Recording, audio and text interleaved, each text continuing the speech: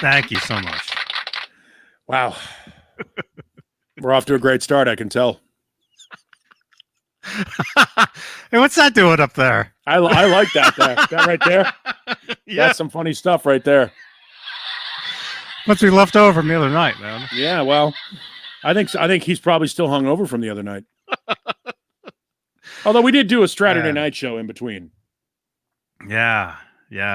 Actually, well, yeah, that's from Saturday night, which was great. We had a great time. Yeah, we might as well plug the other shows. We do a show on Saturday nights. We call it Saturday Night Live, and that's our host, John BL, up there in the left-hand or right-hand corner. And then we did an awesome New Year's Eve show as well. We did about 6 hours. Some people don't remember it. Yeah. Some people might have been a little bit more intoxicated than others. Mm-hmm. But overall, nobody got hurt, and I think that's really, when it's all said and done, that's the goal. Yeah. Any crash landing you can walk away from. Yes. Your phone is lighting up. Yeah. All kinds of tweets and stuff. So welcome to Talking Guitars and 80s Metal with your host, John Mancuda, who's not here. I don't know why he's not here. Oh, here he is. But he's not. Oh, there he is. I'm in the waiting room. Oh, did you wake up? Did you just wake up?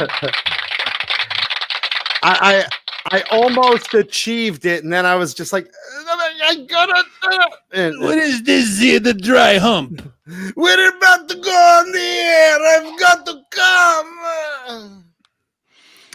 14 seconds into the show, first ejaculation reference. Oh, don't worry. Stick around. It ain't over till it's over. It's like a roll of lifesavers, just one after the other. Yeah. Little hole in the middle. Uh-huh. Should I jump right into my nightmare with Iron Maiden story? What, today? Well, last night it was horrible. I've had a hard time sleeping lately, and I had this dream that I was being gang raped in prison by the members of Iron Maiden, and they were jizzing. No, they were jizzing on my face, singing "Goo Minutes to Midnight." Wow. Where's the thing? And they were suck on my cockpits, John Mancuda. Yeah, it was terrible. Sounds awful. No, it's really, listen, it's one thing being gang raped in prison in a dream, but to have one of your favorite bands do it, I mean, that's not fun. It's disturbing. So you allowed them backstage access? Oh no, I had all access. They had an all access pass. You were their power slave. Backdoor access. Yeah, they're like, we want to make your face look like Eddie. They were perpetrating the evil that men do. They said, well, you're a trooper. I see what just happened there. See what it did there? By the way, it's interesting. Wayno just brought up a good point. John BL is in my bookcase. What the hell is that? That's left over from Saturday Night Live. That's the subscribe to John BL. That's great. For no reason. Subscribe. Just click on John BL's head. That's great. Man. Yeah, we had a great time. Great time. Saturday night. And what about New Year's Eve? Did you guys have a great time New Year's Eve? New Year's Eve, that was incredible. We had a crazy time New Year's Eve. Mm-hmm. 6 hours and almost 3,000 views. Not bad. Yeah. First question from the chat. EVH Stripe special, I'm a Stripe guitar or Wolfgang special. Which one do you like better? I personally like the Wolfgang special better. Stripe series is good, but Wolfgang special is a more complete guitar. I mean, is the new Frankenstein part of the Stripe series? Is that considered? Technically, yes. Technically, it is, but it's a thing unto itself. Because I mean, that's the one I really like. I mean, the feel of that is just so broken in and so good. They really did a great job in that one. Mm-hmm. Again, Charvel makes great guitars. even in Mexico. They do. And clearly, quality control is of the highest order in the EVH brand. From what I understand, even the Indonesian ones, the regular Wolfgang standards, are pretty good playing guitars for the dollar. Never played the Indonesian ones. I felt the Mexican. Oh, they're all amazing. And myself, Browns fan. Yeah, I'd have to go with the special. Right? Wolfgang special. Yeah, because it has the 2 pickups. It's a more complete guitar. You can play this anywhere, with the striped guitar. It can get kind of weird. People expect you to play, Van Halen stuff, and if you want to play just your own stuff, pick up a special. You go into your church service and bring your Van Halen guitar. It's not going to be as well received with the stripes and everything, Yeah, I mean it is. I mean that's clearly what you're buying is the look, because for all intents and purposes, the Charvel, the Dinkies or the Soquels are almost the same guitar, with the exception of the pickups. The pickups are proprietary to the EVH model. But the craftsmanship is almost exactly the same, with the exception of the paint job and the pots. There are arguments to be made that the Charvel bridges are as good as, if not better than, the Floyd Rose 1000.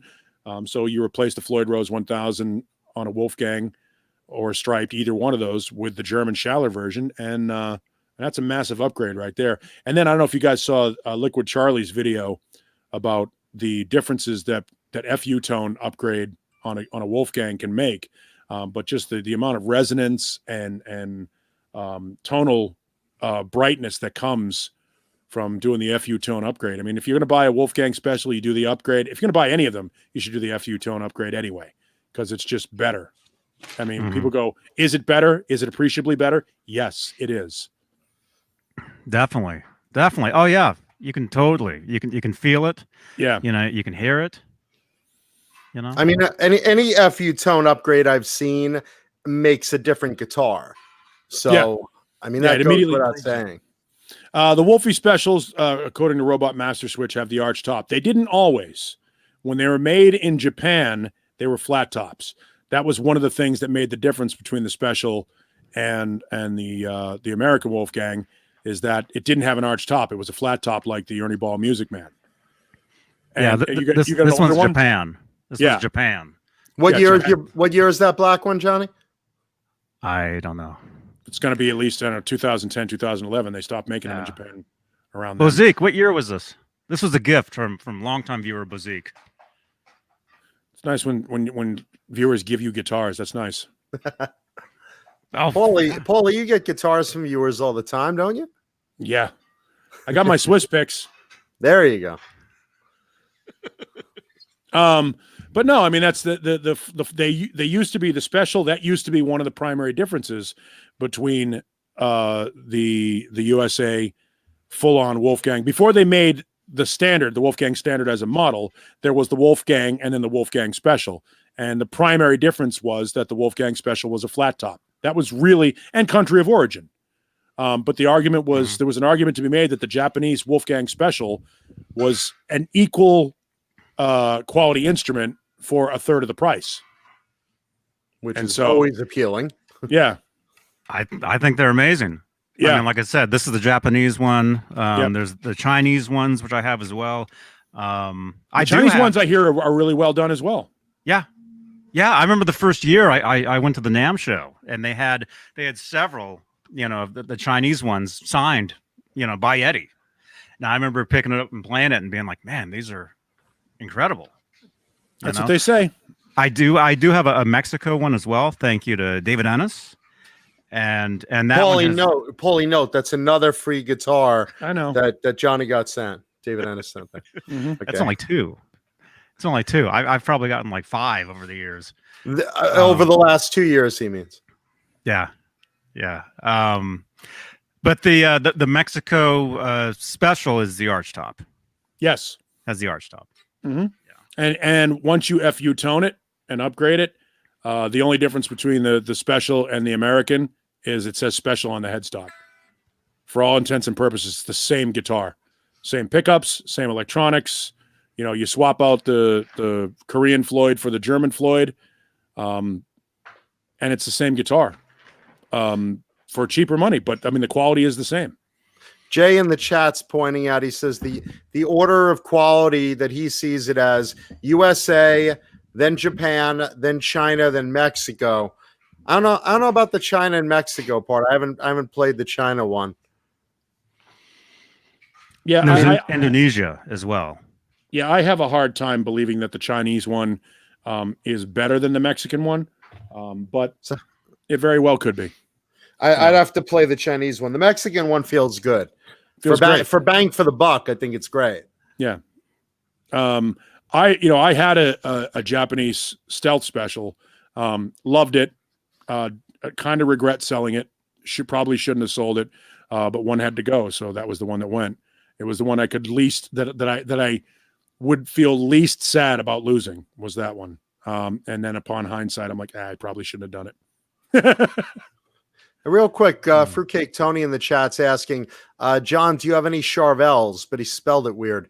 I don't know if you meant Charvettes or if you meant Charvels, which I have a lot of Charvels, from San Dimas Pre-Pro up to current ones from the custom shop. Charvettes, I don't have any, and I don't have any Charvel model series, but from Pre-Pro to 1986 and from later on in custom shop stuff, I have tons of Charvels. So depending what you meant, there's your answer there.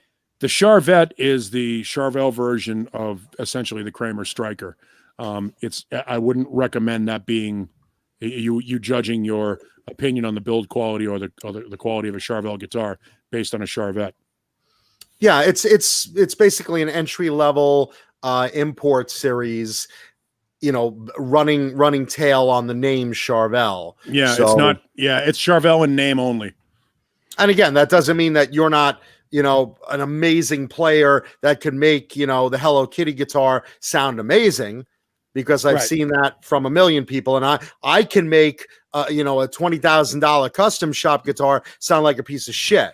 Yep. So Me too. It's that's the reality. That's not a unique talent, John. Yeah, I could look. You want to get tactical? I could take a 59 Les Paul and make it sound like a Hello Kitty guitar with the way I play. But just saying that don't it's the player. Don't just go by what you're playing.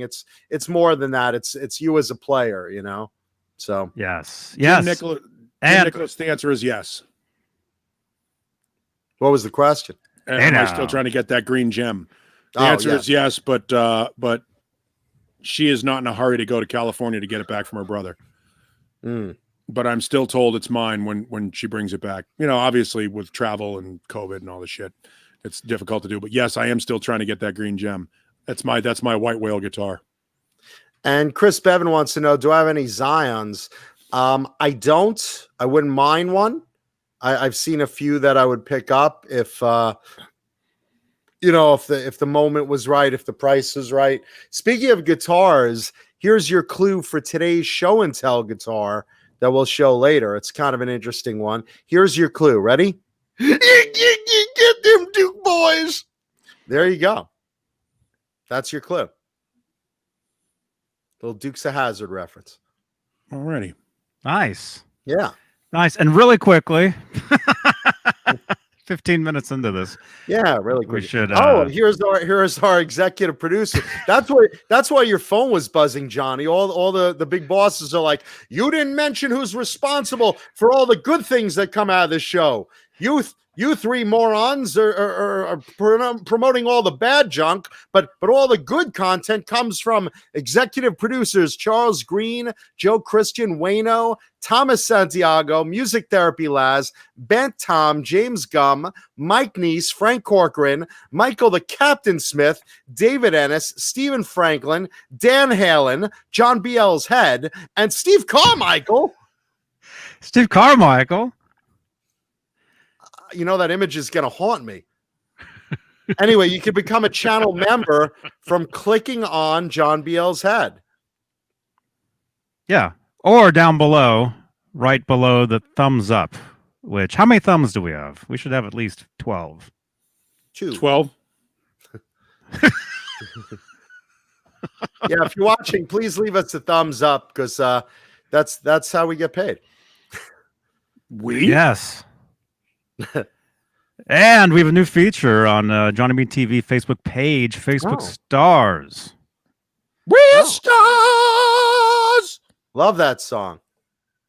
Wasn't Rhea Perlman in charge of that? I believe it was, yeah. Yeah, Who so if you're watching from Facebook, I do. So far, we are strong. We are strong. We are united.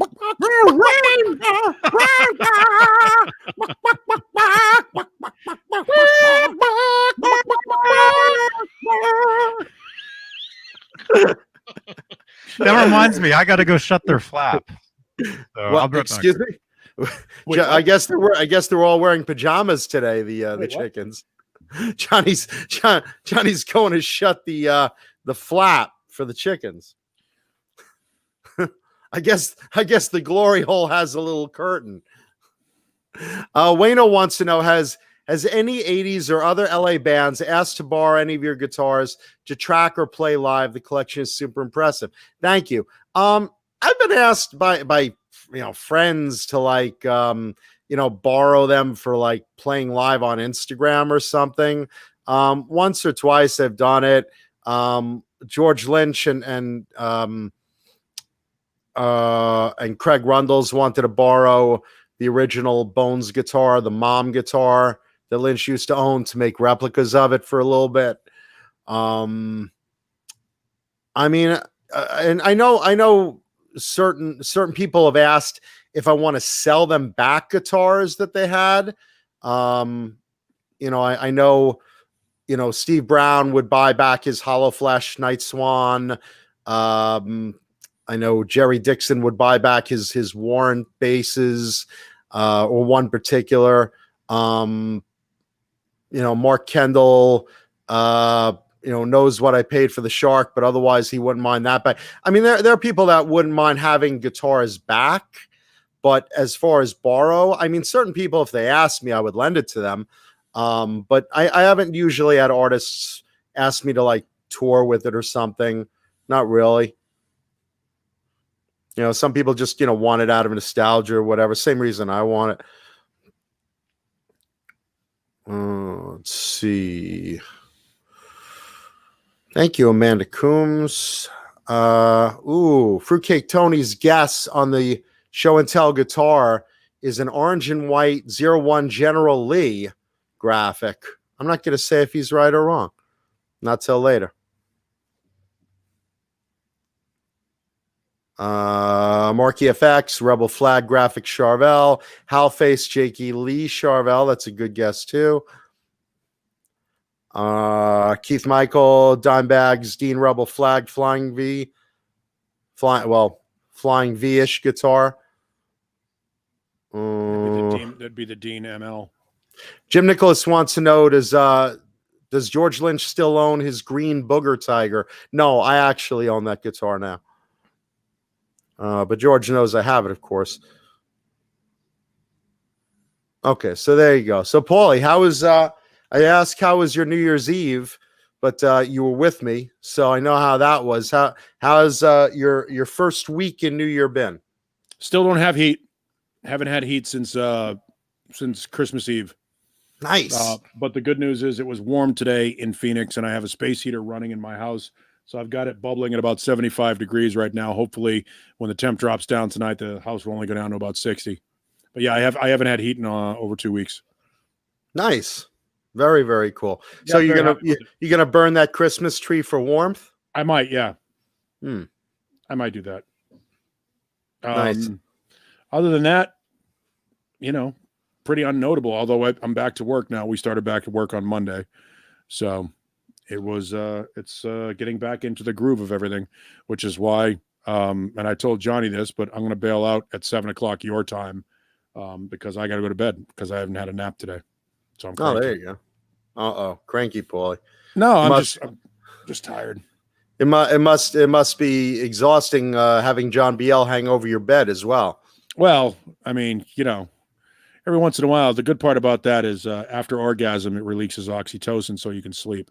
Nice. So, yeah. Yeah. I kind of look at him as if Tom Cruise were lowering himself down over my bed on a harness.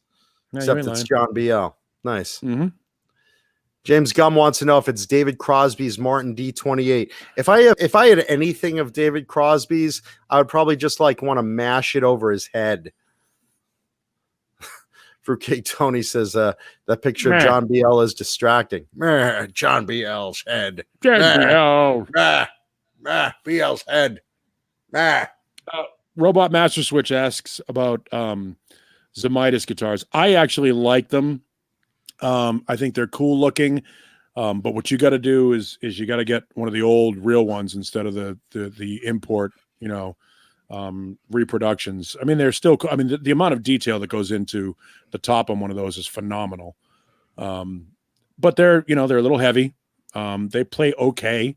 But you're really, those guitars you're buying really for the detail and the craftsmanship of the guitar, more than the playability. That said, they still play pretty well. I never played one. I mean, I've seen them at NAMM, and they're, beautiful boutique guitars, and you're getting what you pay for, I'm sure. Yeah.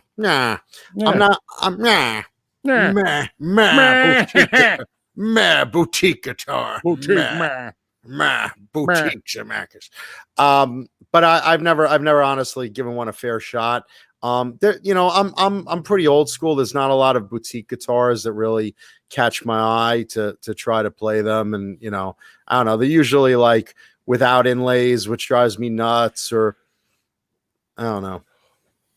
Just Renus Pinkle asking, does anyone have the Ace Frehley Washburn guitar? They didn't make a lot of those. The model is the Washburn AF40, and they are garbage.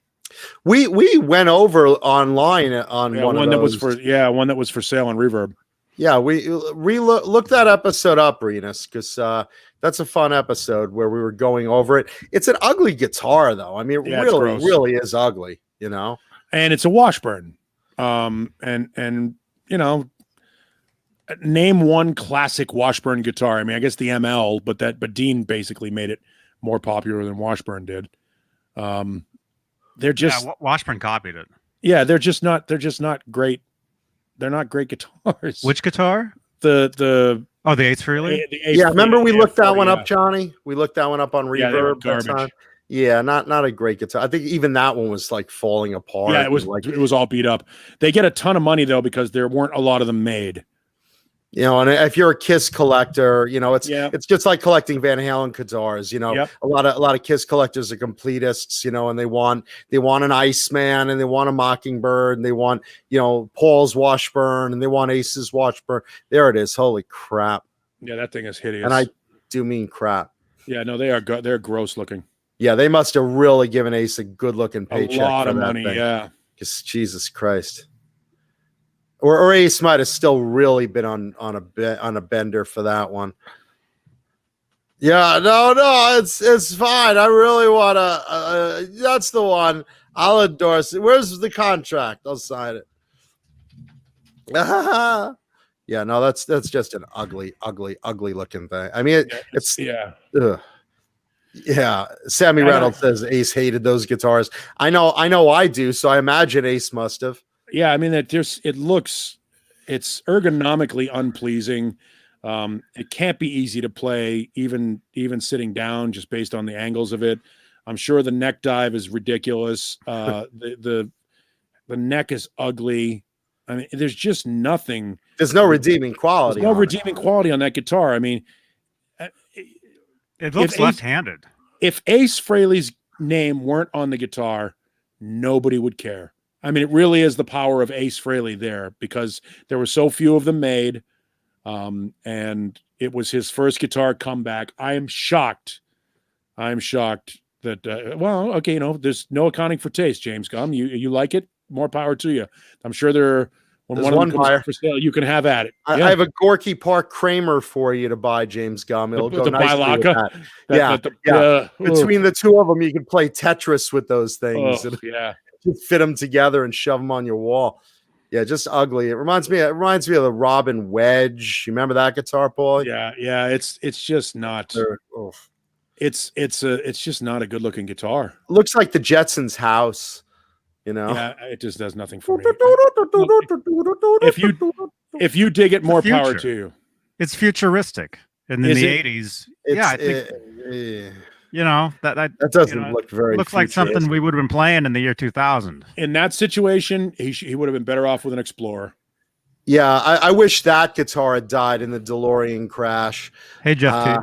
Cecil Music, yeah, he played it in the Into the Night video, which is a great song. I love the song. Yeah, I just don't love that guitar. It's like not a fan. Wowzers, wowzers, Uncle Gadget. Did anyone say hi to Sandra Picorni today? Picorni, we haven't said hi to anybody. Picorni, me love you a long time. Let's see who is in the chat. We should. Who's in there? And James Gum, the Washburn Wonder Bars are awful, man. Oh, there's another. You might as well use a soap bar. I had one, and there was no sustain, none, because it sits on top of the guitar. I've owned one Washburn. It was a Washburn bass, and it was great for what I paid for. I think I paid $100 for it from a buddy of mine, and I needed a bass at the time. But I don't know that I've ever had a Washburn guitar that has been memorable. People say that the Nuno models are good. They're cut very small, so I don't play them. They look like a toy in my hands. So. Yeah, they never appealed to me personally. I mean, again, just a matter of taste. I mean, you could say the same thing about PRS and Sir. I don't bond with those either, but they're amazing guitars. I know they are. Yeah, if Nuno's name on a guitar makes a Washburn guitar a good guitar, then congratulations to Nuno. Congratulations to him, because that Wonder Bar is gross. It's like the Gardens of Babylon, just too many small parts. Yeah, layers of uncomfortable looking bridge. Mm-hmm. Yeah, I had one of the fine. Those are the fine tuners on the very bottom there. One of mine fell out, and I had to get like a different screw to put it back in, and it was just a nightmare. Yeah, it doesn't look like an enjoyable contraption at all. Look how many little fasteners are there. Yeah, too much. Wow. Another success brought to you by Washburn. Wow. Washburn is not. They're not great. Yeah, they're just not great. I mean, I'm not trying to bash them for those that like Washburn. I mean, no, it's just I just think that there are plenty of better options. I think for your dollars. It's just not. I don't know. They keep coming up with a lot of zeros for me personally, at least. Yeah, to each his own. Some people there are people that swear by Paul Reed Smith guitars. I don't bond with Paul Reed Smith guitars. They're great guitars, good for them, but they do nothing for me. Oh my gosh, look at that. Well, that's why I said Jesus Christ. Look at that thing. Just take it apart. Take it apart. And see how many pieces you got. You almost want to throw it through someone's windshield in frustration. It does look like a pain in the ass. Wow. Yeah. Yeah, they are. I mean, the only thing I wonder is who approved that. Yeah, and Mike Newman brings up a good point. I mean, not Mike Newman. Halface. Washburn doesn't make guitars anymore. Well, that's all you need to know. Well, there you go. If there were value and they were quality, they'd still be in business. Austin LaFont, go ahead. Music Therapy. Okay. He wrote a song dedicated to my dog, and that was recorded on a Washburn Classical. So that's the best guitars Washburn made. There you go. And thank you, Music Therapy. That particular one.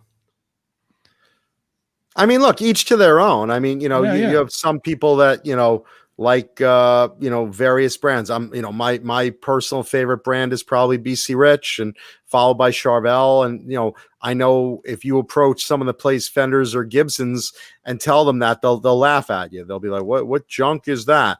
But, you know, again, we all like different things. That one just, you know, for a few of us personally, but come on, you got to admit that Wonder Bar is crap. No matter, even if you love certain Washburn guitars, you can like Washburn guitars, and we can all admit that Ace Frehley guitar is shit. Oh, absolutely. Yeah, that thing is gross. We'll get Ace on the phone, and even he'll admit it. Oh yeah, he will. Dane Zimmerman, I liked it. Doesn't Washburn make those new Striper guitars? Do they? I don't even know. I'm not a big Striper follower. Jamil. Well, he's right there. Where'd he go? That'd be funny if every time like we could get him to chime in, like it would like show up. Yes, Paul Stanley did use Washburn for a while. You know, what's interesting is sometimes musicians use guitars not because they like the guitars, but because they're paid to use the guitars. Yeah, they're like the check. So, listen, you could make me a cigar box guitar, and I will endorse it left and right if there's a check attached to it.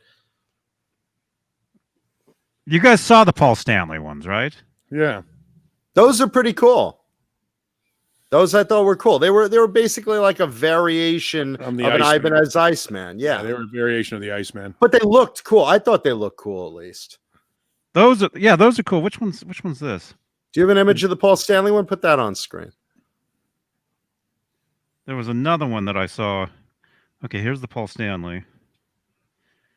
Hang on, I gotta let the dogs out. Oh, let the dogs out. Paul.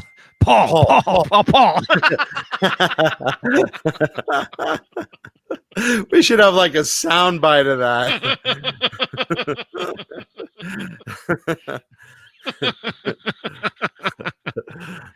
Now that looks pretty cool, right? Yeah. Yeah, Paul Stanley, he knows how to design a guitar, man. Even when he did a Hamer Scarab, he like really, really modded his own Hamer Scarabs. They didn't mass produce them, but he took a Hamer Scarab and made it cool too. But this looks a lot like the Ibanez Iceman. Just, you know, if you flip that top horn around, you'll have something very similar to an Ibanez Iceman. Mm-hmm. You know, and even the headstock looks cool. That little swish to it, going in an angle. This website isn't letting me zoom in. But here's something else I had seen. That's the reason I clicked on this. Wait, will it open? The Dime Culprit. Look at that. Is that for Dimebag? I don't know. But it's like an Explorer with like. It's like a bottle opener. With like, yeah. Oh yeah, it is. Right? It's a Dimebag Darrell guitar. I'd never seen one of these. I liked it better when Dime was playing with Deane. I don't think there's much to that guitar, really. Yeah, the Deans, the MLs, those are cool. I saw his guitar at NAMM. They had it on display. His actual, the one with the kiss stickers and the lightning bolts on it. Yeah, no, I remember when that was on display at NAMM in the glass case. I was like, oh, yeah. I was there too, but we didn't know each other then. The mojo on that guitar was like insane. Yeah. I'm just like, yeah, this is an ugly guitar. I'm sorry. It's not bad except for that bottle opener hook on the bottom, and I don't like the headstock. Mm-hmm. And yeah, Jim Nicholas asks, wasn't the Ibanez Iceman body made before Paul used them in 1977? I think Steve Miller played them. Yes, they were made in the early 70s, the Icemans, and Paul just looked at it and he modded it. He added binding and he added, the mirrored, that kind of mirrored bridge tailpiece, and he did a lot of glitz to it. So he just modded an Iceman a lot and made it the PS10, the Paul Stanley 10. I think that was in like 77, 78, right around there. But yeah, the Iceman was around before that, and it was essentially the same body. Just, he modded the hell out of it. But yeah, this thing's ugly. Also, Sissel Music asked, is that a gunslinger behind me? Yeah, if you look over yonder above my shoulder, that is a pink and black checkered BC Rich gunslinger from 1988. Right yonder. Yeah, those are some of my favorite guitars. I own like 70 of them. I love those things. So, yeah, there you go. There's an old Iceman. Yeah, that's pretty cool. And that's an early Iceman. That's, again, that's before Paul modded it into the PS10. What's up with that pickup? It's just a big, fat, centralized pickup. It's not. This website's not letting me zoom in, but yeah, that's a big one. Ooh, that's a big one. Look at this. Yeah, I don't know what crazy deal with that is. That is a very big, and it's in the center of the guitar almost. Here. That's so bizarre. That's weird. I've never seen a pickup like that. Has anybody in the chat seen or used one of these? Or know what it is? Let us know.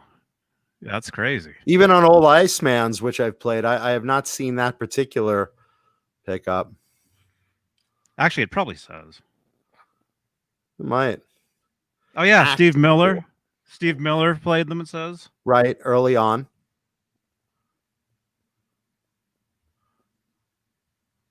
It's so big. Says it just featured a unique pickup design. Jeff T says it's a pickup. Like. It's a pickup and built-in EQ. Oh, wow. I don't know if that's true. Mr. Hellstrom says it looks like an air vent. It's true. It looks like your AC unit's coming out from behind that pickup. Some kid dropped his nickel down the sewer grating, and you gotta get it out with a wad of gum and a piece of fishing line. Jesus. Austin LaFon wants to know, any thoughts on the 80s Gibson Super Strats? What's really funny is in the 80s, Gibson Les Pauls were like probably the least desirable guitar ever until Slash came with Guns N' Roses. I mean, that nobody was buying a Fender Strat or a Gibson Les Paul, in the metal scene. And once Slash came along with that, that knockoff Les Paul, suddenly everyone's like, oh, wow, that's cool. And suddenly Les Paul sales started spiking again. And Gibson got back the company from Norland. But yeah, they did a line of Super Strats in the 80s. I mean, I barely noticed them, and I'm sure they barely got any promotion because companies like Jackson and Charvel and Kramer and BC Rich and ESP and Ibanez, these guys were all ruling the roost back then so deeply. For Gibson to suddenly say, hey, we have a Super Strat too, it kind of like avoided any credibility they had in that market, and I think my friend had one. And it was a decent playing guitar, but like we were just talking about with Washburns, if you're looking for a Super Strat, you're not looking for a Gibson. Yeah, that wasn't it. I mean, if Slash didn't come along, Gibson probably would not have, gotten their company back. And if they did, I don't think they would have survived. I mean, really, two guys saved Gibson: Slash and Zach Wilde. Zach also, yeah, also a little later, but yeah, 1988. Was it 88 or 89?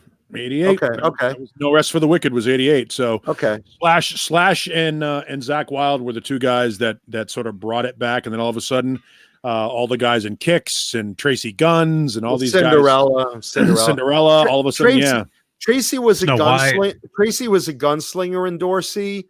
So I mean, he, and Tracy's also a gear horse. So Tracy also had like 100 guitars that whenever someone gave him, right, he'd play it once and then, that was that. But But he was a BC Rich Gunslinger endorsee. Hal Face, you want to take a shot at Slash, that's great, but he's not more famous for his endorsements than his music. That's ridiculous. No, come on. That's just ridiculous. That first Guns N' Roses album is like the Beatles release for the 80s. I mean, talk about changing music and bringing it around. I mean, that was an impact. Slash is Guns N' Roses. Slash is Guns N' Roses. Without Slash in the band, they are not playing stadiums around the world for the past 3 years. Plus, Axl never shows up for shows. I mean, he's Slash is Guns N' Roses, and his solo stuff is fairly underrated too. But he's a theater act as a solo artist. They need each other, but Slash is Guns N' Roses, and not one album. Halface. The Illusion records are both great records. They're bloated, but they're great records. So at least 4 albums. All the Guns N' Roses stuff Slash is on is good. And the Snake Pit records are good.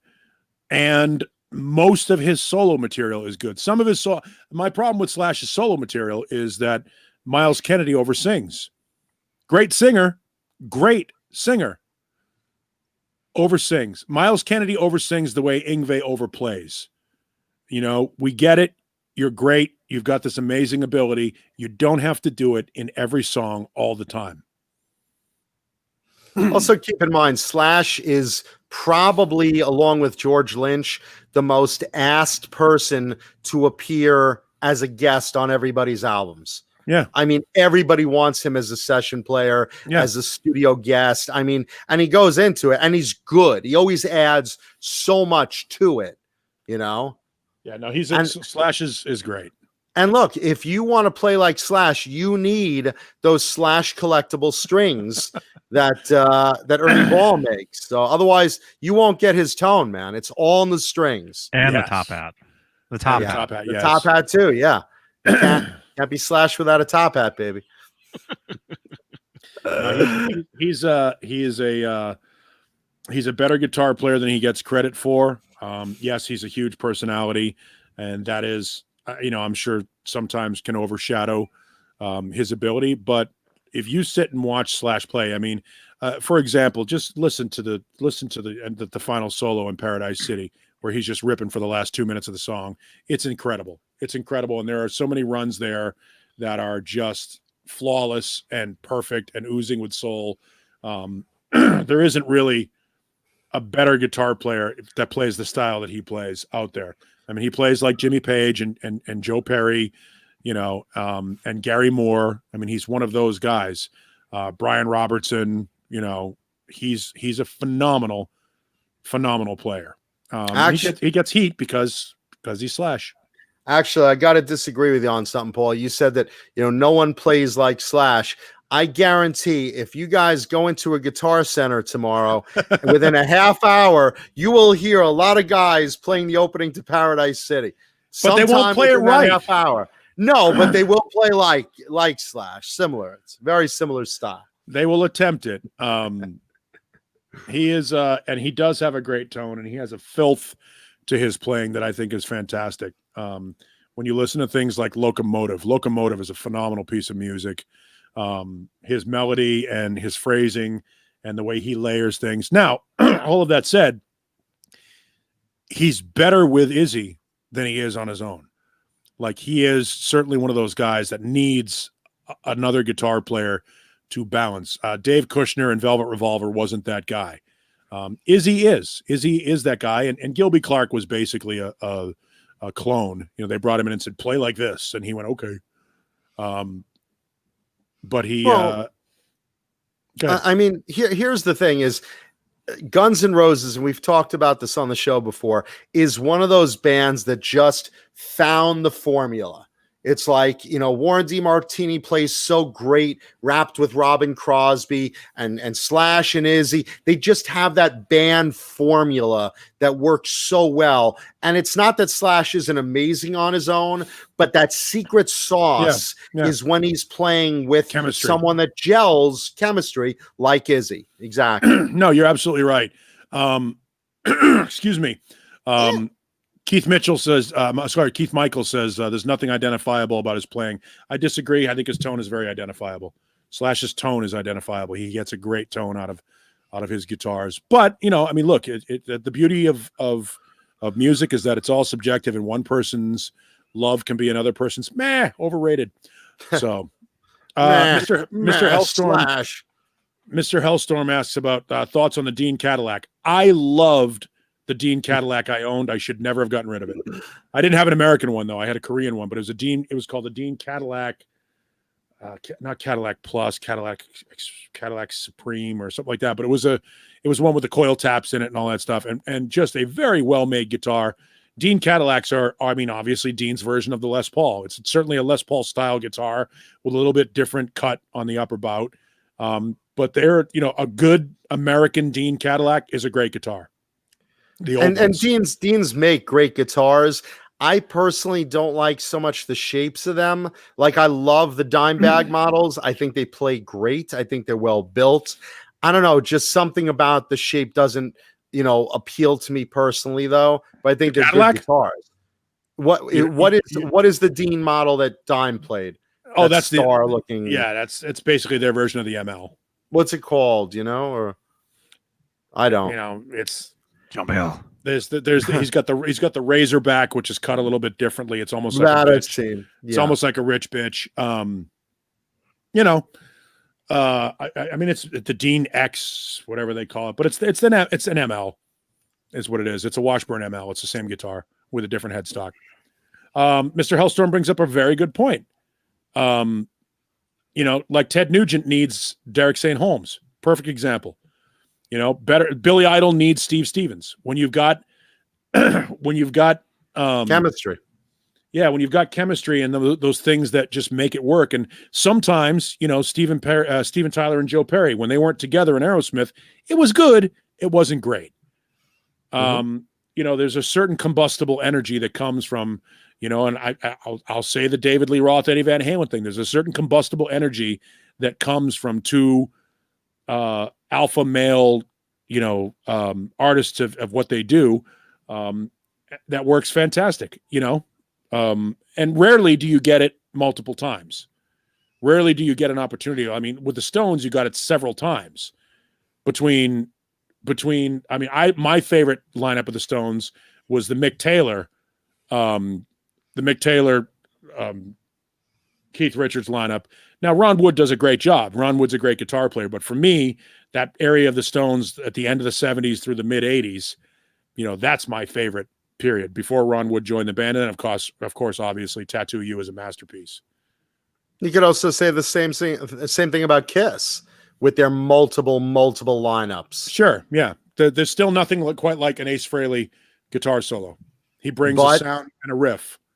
But with that said, Vinnie Vincent had his own, formula, and especially writing that he brought in. But it was round peg, square hole. It's not the same. But Bruce Kulick, I'll fight for that one. Bruce Kulick's the second. He's the most technically accomplished guitar player in the band, and probably the best overall songwriter that's ever been in Kiss. But Ace is a unique animal unto himself. The thing that I love about Ace Frehley is that he is incredibly sloppy. Everything he does is wrong, but it works for him.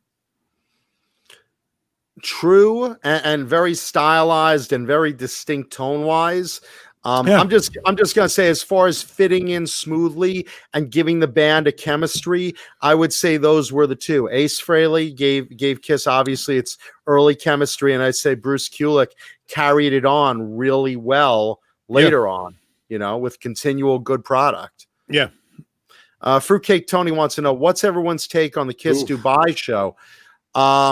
Well, the good news is you can see it song by song now for free on YouTube. So if you wanted to save $1,000,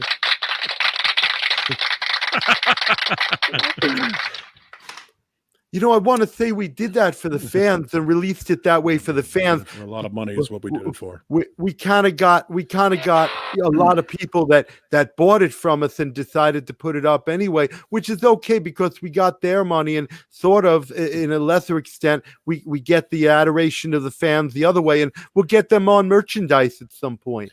It was interesting. They sounded tired and uninspired. I think that not having a full crowd in front of them hurt them. I just think they sounded tired and uninspired. They didn't move much on stage. They had a massive stage, but they moved like guys in their late 60s. They really did. So there was a crowd there? There was isolated like little luxury boxes of like different people. There were some people in the crowd, but it wasn't a lot. And for the right amount of money, you got that luxury box, and we had cheese and crackers in there waiting for you.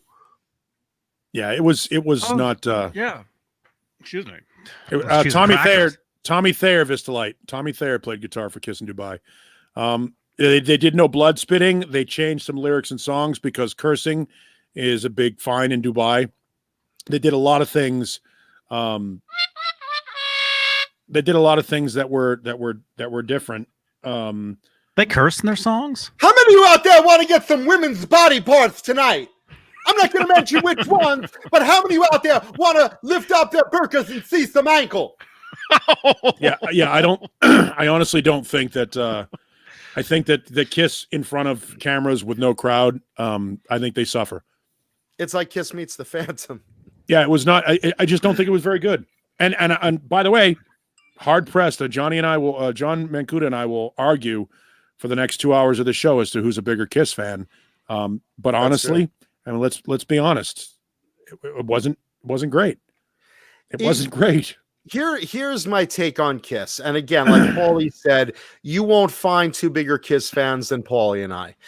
With that said, I think we could both agree Kiss is a band that gives the audience 1,000%, and they get 1,000% back from the energy of the audience. It feeds them and it makes them do better. Without an audience, I think even if they don't realize it, there's something missing from a Kiss show. There's if any of you have been on a stage, it could be at a club, it could be at a 100-person club, playing a bar, a comedy club. If any of you ever been in front of an audience, there's something about the energy from the audience when they're applauding, when they're laughing, when they're cheering, when they're pointing, when titties are flashing and they're not men's. When all those things are happening, you get an energy from the audience that just kind of gets you more into it. Kiss is the quintessential band that lives for that. They're so used to being adored, and they're so used to getting a fan reaction because they put on, let's face it, a really incredible show wherever you see them. You know you've been to a Kiss show more than any other band because there's pyro and stunts and craziness and costumes and blood and fire and someone's over you, and there's all sorts of stuff that gets that energy in that stadium and your blood pumping, and it comes back to them as well. When there's not that audience, they're not quite as jazzed. Sure, they're happy to be playing New Year's Eve and Dubai, and Gene's excited about that. Money. That's it, and nominal fee, and there's just something about playing to a camera with no audience that's missing. You're missing that energy, and it shows in the performance. I'll give you a great example personally, and again, I've been in bands and been on stage and stuff like that, but even in a studio, the best vocal takes I've ever done with a band were when we were all in one room playing. When the band lays down the tracks and they put you in the ISO booth, you don't put out as much because you're not in that setting, the vibe. You're not playing with the guys in the band. You're on your own singing into a microphone. There's no fuel for it. You play better when you play live. And when you play live and you feel the energy and it's palpable from a crowd, you put out the energy. And Kiss musically have always been better than they got credit for. But part of that is is the presentation, the live presentation. There's an energy. They hit harder, they sing harder, they play harder, they move harder, and it's just that show really exposed the band for being not very good when they're uninspired. And I don't think they were inspired on New Year's Eve. And again, it saddens me to say that because I love the band and I wanted that show to be great, but it wasn't. And it's not their ability. I want to make no mistake. It's not a matter You know what? No, be honest with you. Vocally, Paul has been rough for a couple of tours, and even in Cold Gin, Gene didn't do the higher register, that keeps us together and stuff like that. He was down on the lower. It was very tired sound. They sounded tired.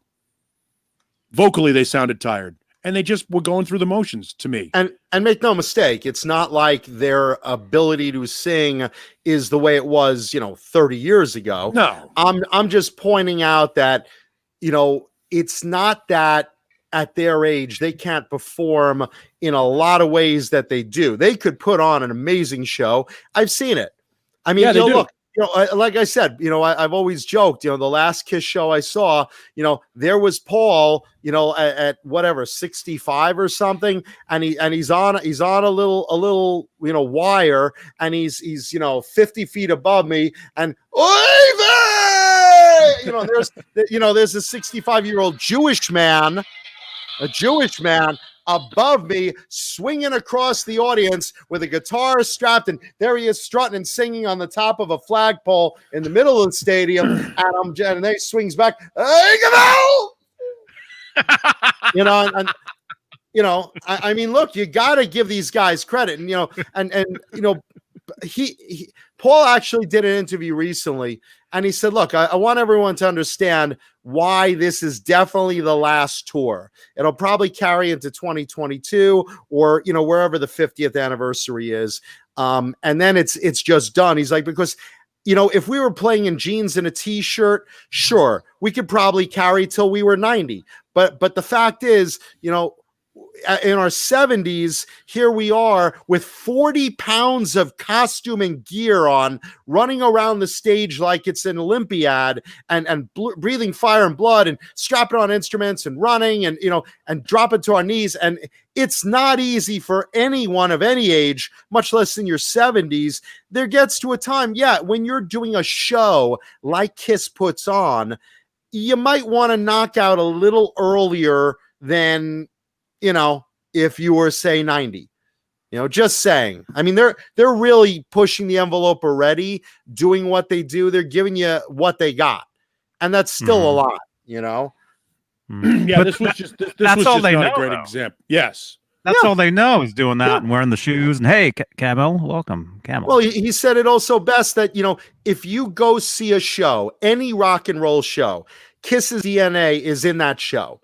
And they say, well, how do you explain that? Well, we did all the crazy pyro. We did costumes. We did the glitzy logo. We did the blood and the synchronized movements. And he said, you could take something, just something, one element out of a show and trace its DNA back to early days of Kiss, where they made it more of an entertainment experience rather than just standing there, guys playing guitar. It became more of a show, and he's not wrong. Phil Miranda asked the question, what's the oldest touring band right now? I would say the Stones. The Stones And ZZ Top. Yeah, I mean, because Keith Richards, he started playing for Nefertiti's audience in Egypt. I think Charlie Watts is in his late 70s. He might even be close to 80. They are. No, they're older than that. How old is Keith Richards? He's got to be older. He's in his 70s. Is he? Yeah. God, he looks like death. Yeah, well, if you live that life, Deep Purple also pretty old. Yeah, Deep Purple pretty old. Yeah, I would imagine. I would say the Stones, though, right? Yeah, I would say the Stones and ZZ Top. I would say technically, nobody, but yeah, I know nobody's touring now, but yeah. Steel Panther, I guess. I will tell you. I will tell you. I saw the last Stones tour, and it was outstanding. and I didn't expect it to be good, and they were amazing. And I was like, okay, all right. I didn't expect much. I went, I got the tickets because of what I do for a living. I got them for free. They were expensive tickets, and I was lucky to get some sent to me from the promoter. But I went to the show, and my partner and I sat and watched the show, and we were like, wow, Mick Jagger. And by the way, this was like 3 weeks after he had open heart surgery. And he's up there on the stage doing his thing, and they were outstanding. I mean, as good can be, as good as any band I've ever seen in their late 70s. They're all 77 years old. They've gotta be up there. Ron Wood is 73, so he's the baby. Yes, but Charlie's like 80. Charlie's 79, 80 years old. Charlie is 79. Johnny, how old was Johnny Winter when he was still alive? How old? What age did he die at? Well, I mean, Les Paul was playing into his 90s. Because I remember my friend used to run a bar, with live music. I'd say, "Hey, who's playing tonight?" Johnny Winter. I was like, "Johnny Winter, doesn't he play like every week there?" She's like, "Pretty much." And this guy looked like he just blew across the desert in a dust storm. I mean, he was only 70. He was only 70. Holy shit! Chuck Berry played into his 90s too, I believe. Wow. Yeah, no, I mean, there are some of those guys. But look, what happens when a fish stops swimming? I mean, what are those guys going to do? Yeah, did you think Lemmy was gonna retire and go off into the night? That's why Ozzy's going to die soon. Ozzy is way sicker than we talk about. He's way sicker. Does Dio's hologram count since he's still touring? Ozzy is way sicker than we know. But what else do you want Ozzy Osbourne to do? Do you want him to retire and just go sit at home? That's not what he's going to do. These guys are going to go out on their shield because it's all he's done since he was a kid. Well, all I know is I think we just made as much as Ozzy did this last week. Chad just gave us $100. And what money is that? What is it? Bitcoin? I don't know. I hear Bitcoin's good. So he basically gave us nothing. What that's Johnny, what is the C for? Is that Canadian? That's his avatar. So it's 100 US. It's 100, but it's Google, so it's not actually 100, but it's close. Do you see this, Paulie? Johnny's like making excuses for the money that just go, oh well, it's not really that much. I'll probably clear about $7, which I'm going to put for the channel. Yeah. Let's not talk.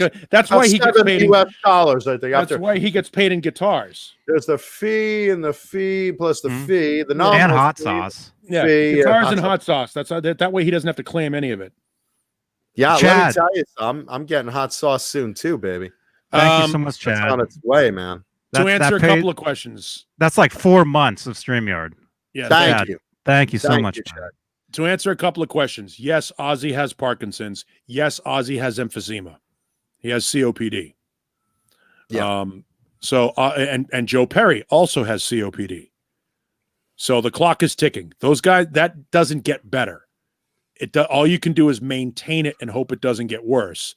But eventually it does get worse. I mean, it's a failing of your respiratory system. And as you get older, it fails naturally. So once you've already got a disease, I don't believe, and it's a horrible thing to say, and I'm not saying it to be mean or to aggravate anybody.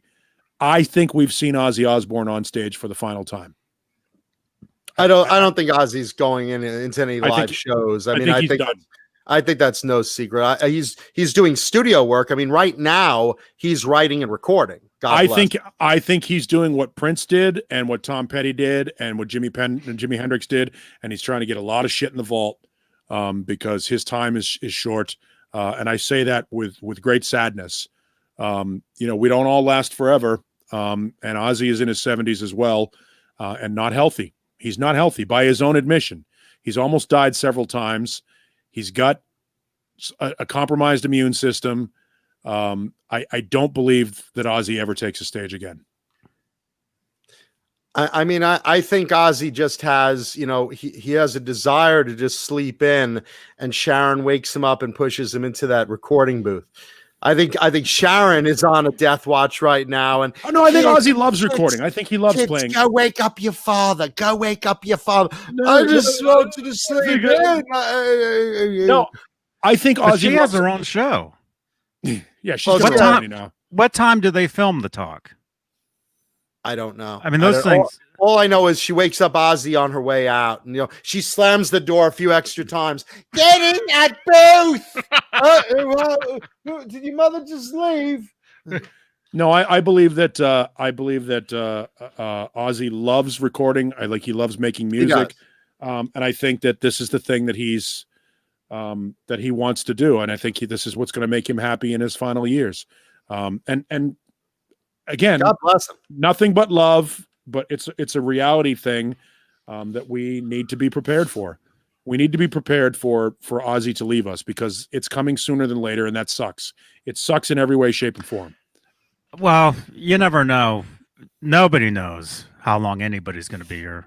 No, and Eddie Van Halen proved that, boy. And speaking of, I guess That was, should we get into Alex Laiho? Yeah, I mean that's an interesting. 41 years old. I don't know enough. I don't know much about Alexi. I know that he is very well regarded. I'm not a huge Children of Bodom fan, so I don't have a frame of reference. But I do know that over the past 10 years, I have seen a lot of him in guitar magazines, and a lot of people whose opinions I respect praise his playing. So I have to assume that that's a huge loss. I don't know enough about him to have an informed opinion. Okay, fair enough. Children of Bodom were a band from Finland, where he's from. Alexi Laiho, dead at 41. He had ongoing health problems, so it's one of those things that you didn't expect it so fast, but you knew he was battling various things. But they had 10 studio albums. And very, very well-respected player. And I've always said this about Finland. That area always has so much of a good metal scene to this day. And so many guys paid tribute to him. Marty Friedman and Steve Vai and Sebastian Bach. And I mean, just a who's who of metal guys. We're all very big fans of his work. 10 studio albums. An ESP endorsement and ESP model guitar after him, which looked kind of like a Rhodes V, but with some colorful outlining on it graphically. And again, sudden, death at 41. The band itself, Sons of Bodom, was they were, I guess, in kind of a limbo because Alexi left them, and he didn't have any rights to the name or anything. So they had a parting of ways. He actually started a band called Bodom After Midnight at the very end of, I think, 2019, got a recording contract and was hoping for a new album coming out in 2021. I don't know if anything was recorded for it, but very, very, very good player. And, and a frontman. Again, one of those distortion voice frontmans, not Cookie Monster vocals and not a melodic voice, but kind of like a thrash kind of metal voice. But his playing was melodic, and it was beautiful, and it was fast, and it was really, really something to watch. If you guys aren't familiar with the band, check them out on YouTube, listen, and I'm sure their streaming is going to go off the charts lately. But definitely a really, really well respected player in the industry. And again, just shows you, like we're talking with Ozzy, you do not know when your time is. Ozzy at least has something like, Parkinson's that eventually advances. But, while we're not clear on exactly what it was that killed Alexi per se, he has gone up and down with health problems. And, he just had an amazing ability musically, and some of his stuff was just fantastic. Really, really good, really, really good stuff. Check him out. And speaking of people who died, interesting week, right? With Tanya Roberts. Yeah, so weird. Yeah, let me fill in the gaps for those not familiar. Tanya Roberts, model, James Bond girl in what was it? For Your Eyes Only, or View to a Kill. View to a Kill. Okay. James Bond girl and A View to a Kill. Last season, season 5 of Charlie's Angels. She was one of the angels, and more recently in that 70s show, she was that hot MILF that everyone liked. Midge Pinciotti. What was the name? Midge Pinciotti. Midge. There you go. But here's the thing. So she passed away a few days ago, and everyone was just like, wow, devastated, blah, blah, blah. I think she was 70. Is that right? 65. Was she? Okay. 65. But hold the phone. She passed away a couple days ago, but no, she's back. Like Jesus rising. She was not dead. Her publicist announced her death. Her boyfriend announced her death, and her family announced her death. The one thing that throws a wrench into this whole story is that the hospital said, no, still alive. And the way they found out. So weird. The boyfriend was giving an interview for Inside Edition, a live interview, and he said, "Wait, I'm sorry, the phone. I watched it. The phone rang. It's the hospital. I gotta take this." He took it, and live on the air, he's like, "What? She's alive?" And it was like, "What? Yeah. And it turned out they mistakenly thought she was dead, but she was alive. And so then it was announced, hey, everybody, Tanya Roberts is alive. And then everyone's, on Twitter and, oh my God, they're giving tributes to her. They're giving tributes to her. Guys like Ashton Kutcher are like, hey, yo, everyone, she's not dead. She's not dead. So everyone's like, oh, thank God she's alive. She's alive. Thank God she's alive. The next day. Dead. Yeah, the next day. Bring out your dead. Not dead yet. Well, she's not at all a well parrot. Yeah. So the next day, suddenly, now she's dead. So they basically declared, okay, she was dead. We thought she was dead, but she was really alive. But now we're confirming that now she's dead. Yes, she was alive. We thought she was dead, but now she's really dead. So I don't know what tomorrow will bring. Watch your news feed. Maybe she'll come back again. That means there's still hope for Alexi, I hope. That was such a weird crazy 24 story. Hours. Yeah, right? Weird 24 hours. Yeah, I mean, she had these beautiful eyes, these piercing blue eyes. Yeah, her real name was Victoria Bloom. Jewish girl. Yes. Yep, Victoria Bloom. And she had a moment. Obviously she was in Beastmaster. Forgot about that. And she was she's sort of a lesser known Bond girl, but still a Bond girl. I just knew her from the Bond movie. The Bond movie I know. There you go. And then she needs Miracle Max. Good point. It'll take a miracle. Quiet, demon woman. But she outside, and to be honest with you, a fairly unremarkable actress. Gorgeous, but a fairly unremarkable actress until her career resurrection on that 70s show. She was absolutely brilliant on that show. Comedy genius. So good.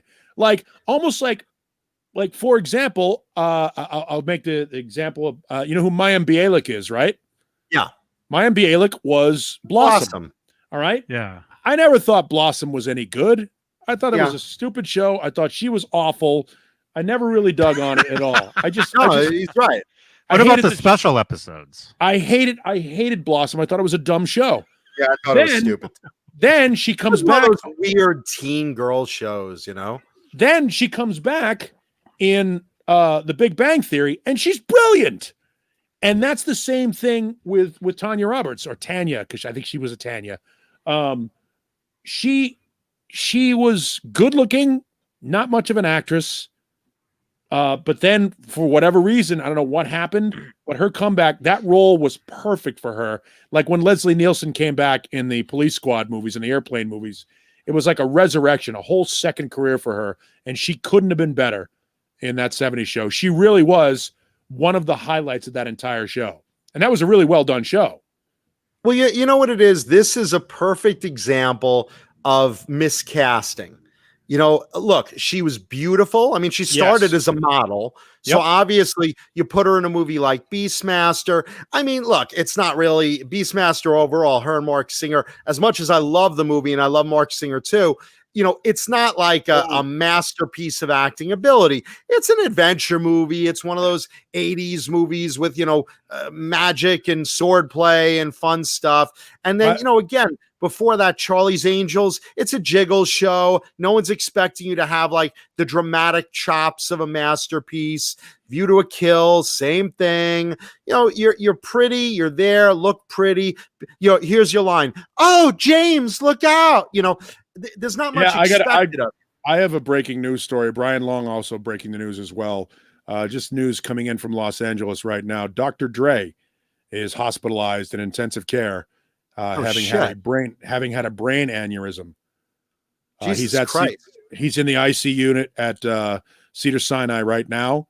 Condition is unknown, but he apparently had a suspected brain aneurysm and is currently in the hospital right now. We could lose Dr. Dre of the legendary NWA. Well, that's insane. Let's wish him well on the show because Dre is awesome. He is an incredible talent. Yes. Again, not 80s metal, but let's be human here. You don't have to like it doesn't have to be 80s metal to know, when you're talking a major talent. Dude, and NWA is to hip hop what Bon Jovi and Def Leppard are to hair metal. I was going to say Metallica. They are, yeah. I mean, it's NWA, Ice-T, and Public Enemy. Those are the big three of hip hop. And Run DMC obviously were like the Beatles. They were the first groundbreakers. Sure, yeah, groundbreakers.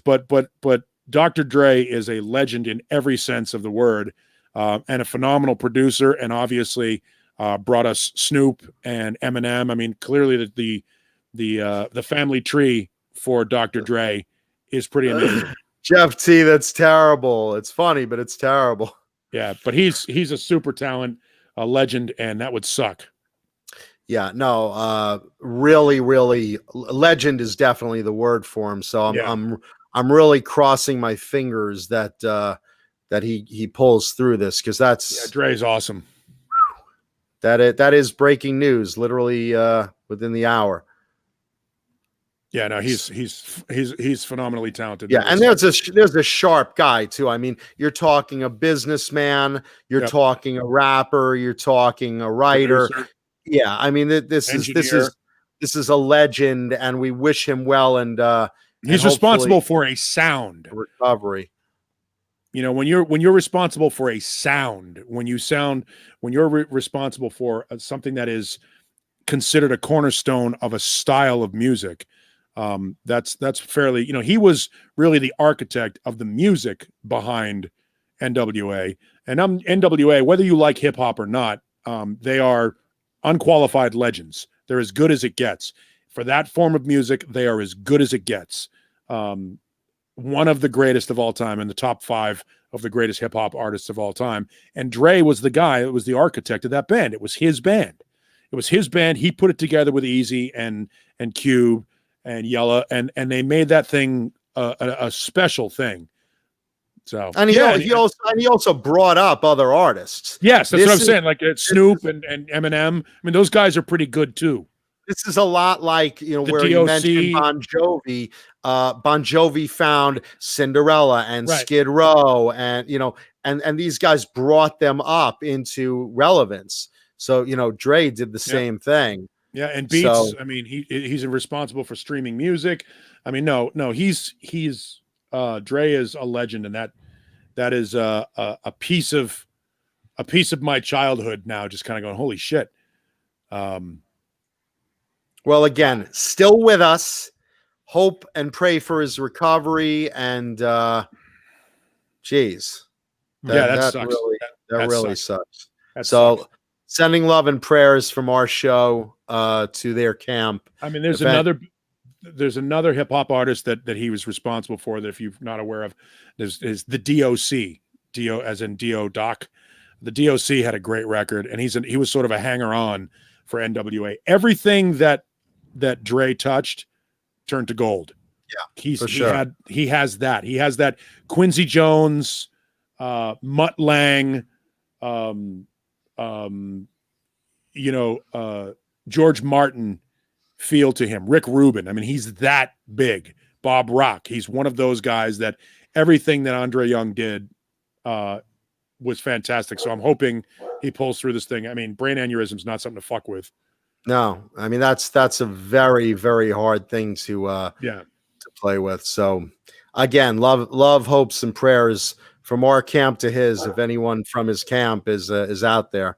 Yeah, Dre's awesome. That sucks. So with that said, but we did lose Tanya Roberts eventually. Yep. We did lose Alexi Laiho, and years not off to a great start with losses. So yeah, but we were talking about Tanya Roberts.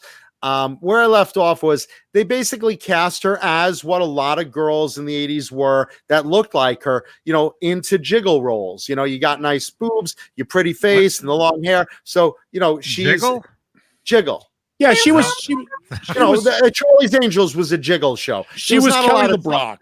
Hey, Susan. She was Kelly LeBrock in Weird Science. Yeah, she Farrah was a Fawcett, pick your favorites. Until Burning Bed. Until Burning Bed, you didn't know Farrah Fawcett could really act in serious roles. The same thing with Tanya Roberts. Yeah. They didn't know that she was a great comedic talent until she was cast in that 70s show.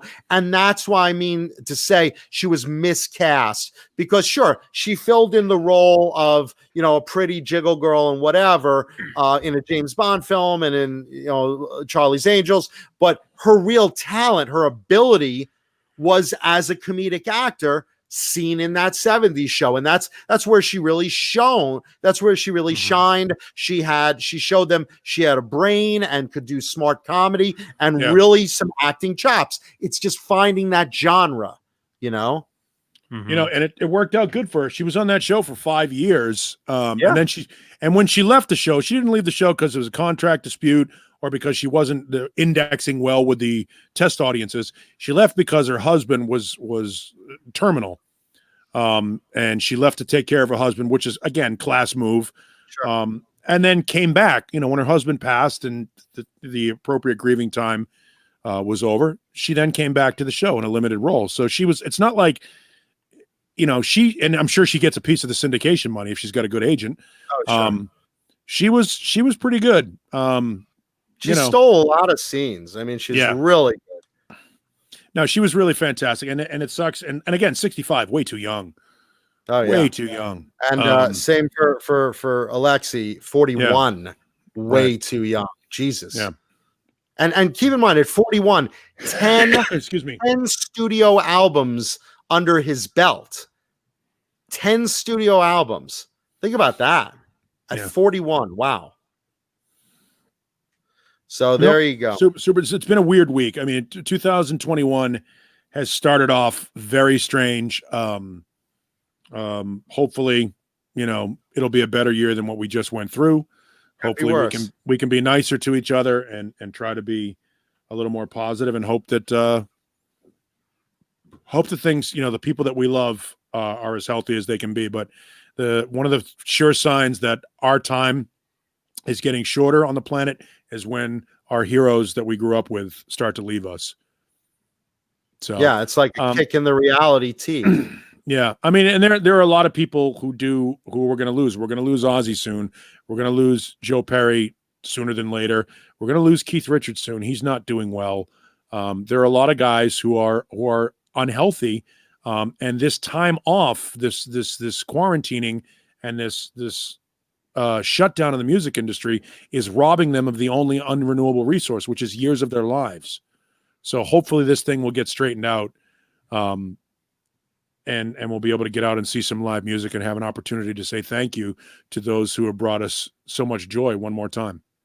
Yeah, and speaking of live music, Scott Ian was was interviewed recently, and they said, "What do you consider the status, the health of hard rock, heavy metal, and guitar-driven music?" And he said, "I think it's great." And they said, "Well, how do you figure?" He's like, "Well, the worst time for us seemed like it was in the 80s." They're like, "The 80s? Well, that was when you were at your peak." And he's like, "Well, in one way, sure, but we were also under attack from Tipper Gore and the PMRC saying our lyrics were foul, and they're trying to initiate a rating system. But at the end, we won because we just got one of those parental advisory, unsavory lyrics, decals on our albums, which helped." Fit it in better to sales. We interrupt your soliloquy to announce the arrival of one John BL in the chat. You may now return to your soliloquy. Oh, I still have this. John BL head report. Oh! Dun, dun, dun. Ace, no. Was he trying to do John BL? No, he's throwing a pillow around the living room, and I have a space heater out there. I gotta go check on that. Sorry. Oh no, John. Hey, John. There's your house is burning down. It's getting warm now. Jesus. God forbid. Gabriel. Anyway, hello, John. How are you? Happy New Year. Also, let me say hello to Susan. Susan just joined the Discord. Hey, Susan. Hi. So thank you so much. I mean, we didn't do a roll call today. I said hi to Sandra Picorni and Amanda Coombs and Linny Lou and Mary. We didn't do a roll call, but hi, everybody. And John B.L. Anyway, let me continue this. They were talking to Scotty and he was basically saying that the parental advisory explicit lyric stickers that they issued out to albums in the 80s worked out for them in the long run because the kids wanted to buy more of the albums with explicit lyrics. So that worked out. Then in the 90s, the good stuff. Then in the 90s, that was a dark period because grunge came and kind of, chased away metal music and hair music and, thrash in Anthrax's case. But, while you don't seem to see it now, and this is Scott making his point, while you don't see it now, the way that you don't see metal music now doesn't affect the way that they're doing, because it's not like in the 80s where you saw them on MTV, you heard them on the radio, people went out and bought their CDs and their records and their cassettes and their merch and then saw them in concert. Nowadays, people download music, and only to a small extent. They barely buy physical product like CDs. The big money is that you're able to tour. And true, bands like Anthrax, and he pointed this out, are still able to make a living filling up, concert halls, be they clubs, concert halls, stadiums, depending on how big your band is. This is how these people make money, is selling of tickets to live shows and the merch sold at those live shows. It's not anymore about airplay. It's not anymore about them buying your CD. It's not even about how much they stream your music because you get so little. It's all about live music. So now, with that said, he's even pointing out, he says, hey, even newer bands, like, bands that are going on 30 years rather than 50 years, they're still also, able to make a living doing tours and doing merch. And that's how they also make a living. The problem is right now with live music on hold, this is where everyone's suffering. The bands themselves, even if they put out a new album, they're not making money unless they're doing those live shows. So you have bands like Anthrax, you have all the crew that supports them, all the touring crew, all the stadiums and halls that house them and give these shows. Yeah. People behind the scenes of doing those shows. It's not just music; it's live entertainment in general. Sure, Broadway and it's theater. It's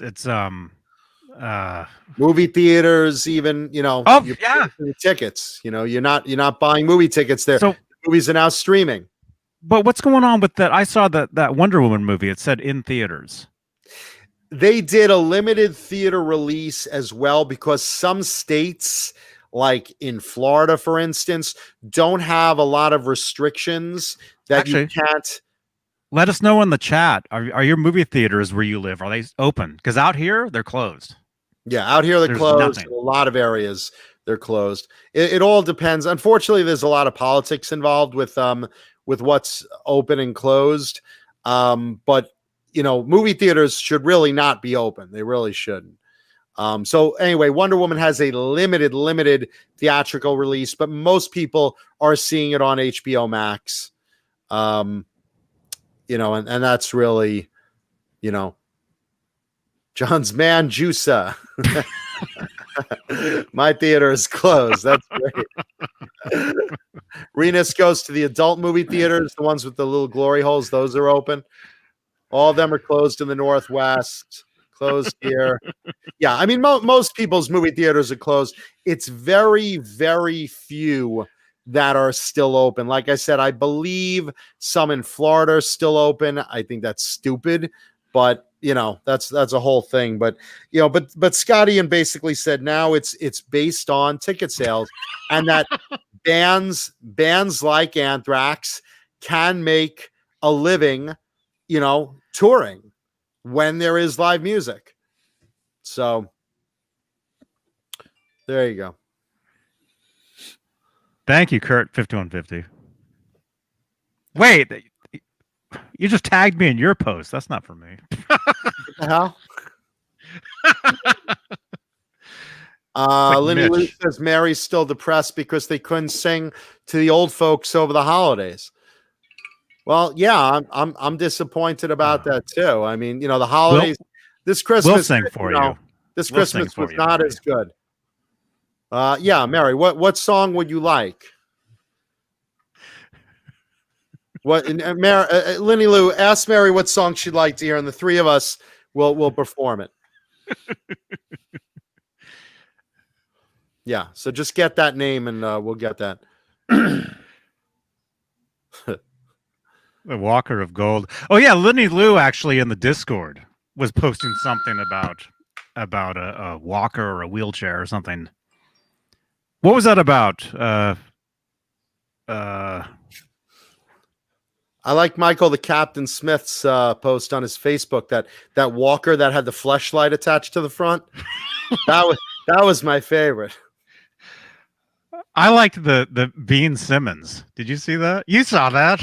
Yes, Johnny. Nominal fee. We got to show that. That was crazy. That is funny. Let's see. She says anything with the word fuck in it. Rudolph the fucking reindeer had a very shiny shaft.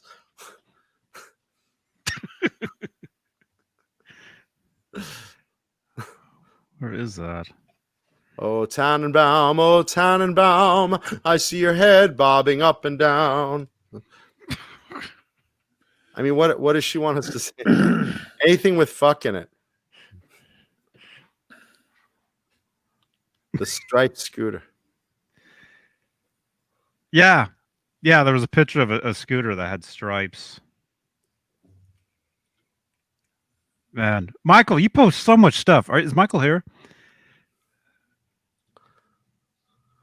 Silent night, horny night, fucking people all around, little beggars and urchins and ragamuffins at my door. Who's in the bathroom? There's something from Michael Smith's page. I actually posted that this morning on the show. Michael probably stole it and reposted it. I call that nerd blasphemy. Oh, I love that scene from Doctor Who. That's awesome. Yep. It's my favorite Battlestar Galactica episode. Absolutely. Yeah. Wow.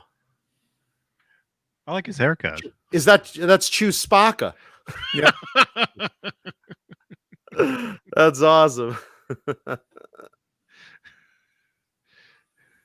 All of a sudden my Facebook is lighting up with people asking me if I knew about the Dr. Dre thing. I'm like, yes, I do. Yes, I do. Yes, like we all do. my friends that know I'm a big NWA fan are like, did you hear? I'm like, yes, I heard. Yeah, right now as we get live news as it happens. Cecil Music wants to know, John, were most BC Rich gunslingers alder or basswood? Alder. Most were made of alder. Chewspaka in the chat. There you go. Nice. Welcome. Those Vulcans, they're kinky, aren't they? Chewspaka. So, Mary, I hope those songs helped you in the Christmas spirit. There you go. Happy New Year to you both, Lenny Lou and Mary. Yeah. So there you go. So there's the scene of new music and how they make money. It's the live tours, and so obviously we're all hoping eventually to get back to live touring, which means hopefully a lot of people will be figuring out what they want to do with the vaccine, meaning taking it. Did you guys see, by the way, the not to get into the vaccine thing, but I got to touch on this because it is music related. A lot of people have this conspiracy that the vaccine has microchips in it to track you, which is just ridiculous. And they showed it's the greatest microchip ever. Yeah, wait. They showed online that look, here's a schematic of the microchip that's hidden in the vaccine. And it turns out, as we bust conspiracy theories wide open here on the show, it's actually the electronic schematic for the Metal Zone. Was it Boss Metal Zone 2 pedal? Great. Yeah. So if you so look good. If you go on a conspiracy website, which we don't advise you to, and they say, see, here's the schematic. We got the schematic of the microchip they're putting in the vaccine. It's the Boss Metal Zone 2 guitar pedal schematic. Literally, no joke, not a joke of the show. This is real. This is really what conspiracy theorists are thinking, is that schematic is to a microchip, and it's really to the Boss Metal guitar pedal too. It is the dumbest pedal fucking zone. thing ever. It's so so zoom in dumb. on that middle one with the pedal, Johnny, just so you can see. That's not even a good pedal. No, the original metal pedal was better. The heavy metal pedal. Zoom in on it, Johnny, if you can. There you go. It's zoomed. No, that's it. That's it. The Metal Zone 2 guitar pedal. That's the schematic for that pedal. And that's the schematic that conspiracy theorists are saying is the microchip that they feel is in the vaccine, that it's not. There's nothing in the vaccine except our ticket to seeing live music again someday. But there you go. So I'm not music related. Yeah, I'm not debating the viability of the vaccine or the virus or any of that stuff. I don't care. I do think it's funny. The metal pedal thing is funny. I think it's hilarious. Yeah, I think it's great. And I think that's one of the things that we can laugh about during the whole thing. There you go. And that's Beane Simmons. Nominal fee. He's got me dizzy. Wow, look at that. Sees me through to the end. That's He's got a thunder and rock and roll. Wow. Baby's getting anxious. The hour's getting late. I've got a man-sized problem, and it's a big one. It's a big one. There's trouble up my sleeve. I'm a man as man can be, as you can plainly see. Beane Simmons. I love it. I have a friend that's a huge Mr. Beane fan. Huge fan. Loves Mr. Beane. I think Renus is mixing stories up. He says, don't forget Mr. Beane was caught spanking it in a movie theater. No, that was Pee Wee Herman. Not me. Yeah, Mr. Beane was flicking someone's bean somewhere else. Mixing the stories up. Pee Wee Herman and Fred Willard. Yeah, and the Mr. Beane, the dude, the actor, he was on a Bond. You guys know that? Yeah. Rowan Atkinson was in a Bond movie? Yeah. I did not know this. Which one? Yeah. Never Say Never Again. Oh, really? Which is not official. I remember. But yeah. Yeah. Mr. Beane. Meeting you with the view to a kill. Room service, baby. I could use a meal. Room service. I love that line. I could use a meal. Baby, I could use a meal to do what you feel. Who wrote that one? That piece of shit song. Call it what I mean. I love Kiss, but that's an awful song. That's as filler as you could get on a Kiss terrible album. fucking song. What an awful song. Room service, baby, I could use a meal. What else do we have? I'm going to write a song about shoehorns because I'm looking around. We need 2 more songs to fill the album. Oh, remember, that's on the same album as Meet You in the Ladies' Room. Oh, man. Thank you, Kiss, for my money. You can't be too soon. I got to ask the chat, what is your least favorite Kiss song of all time?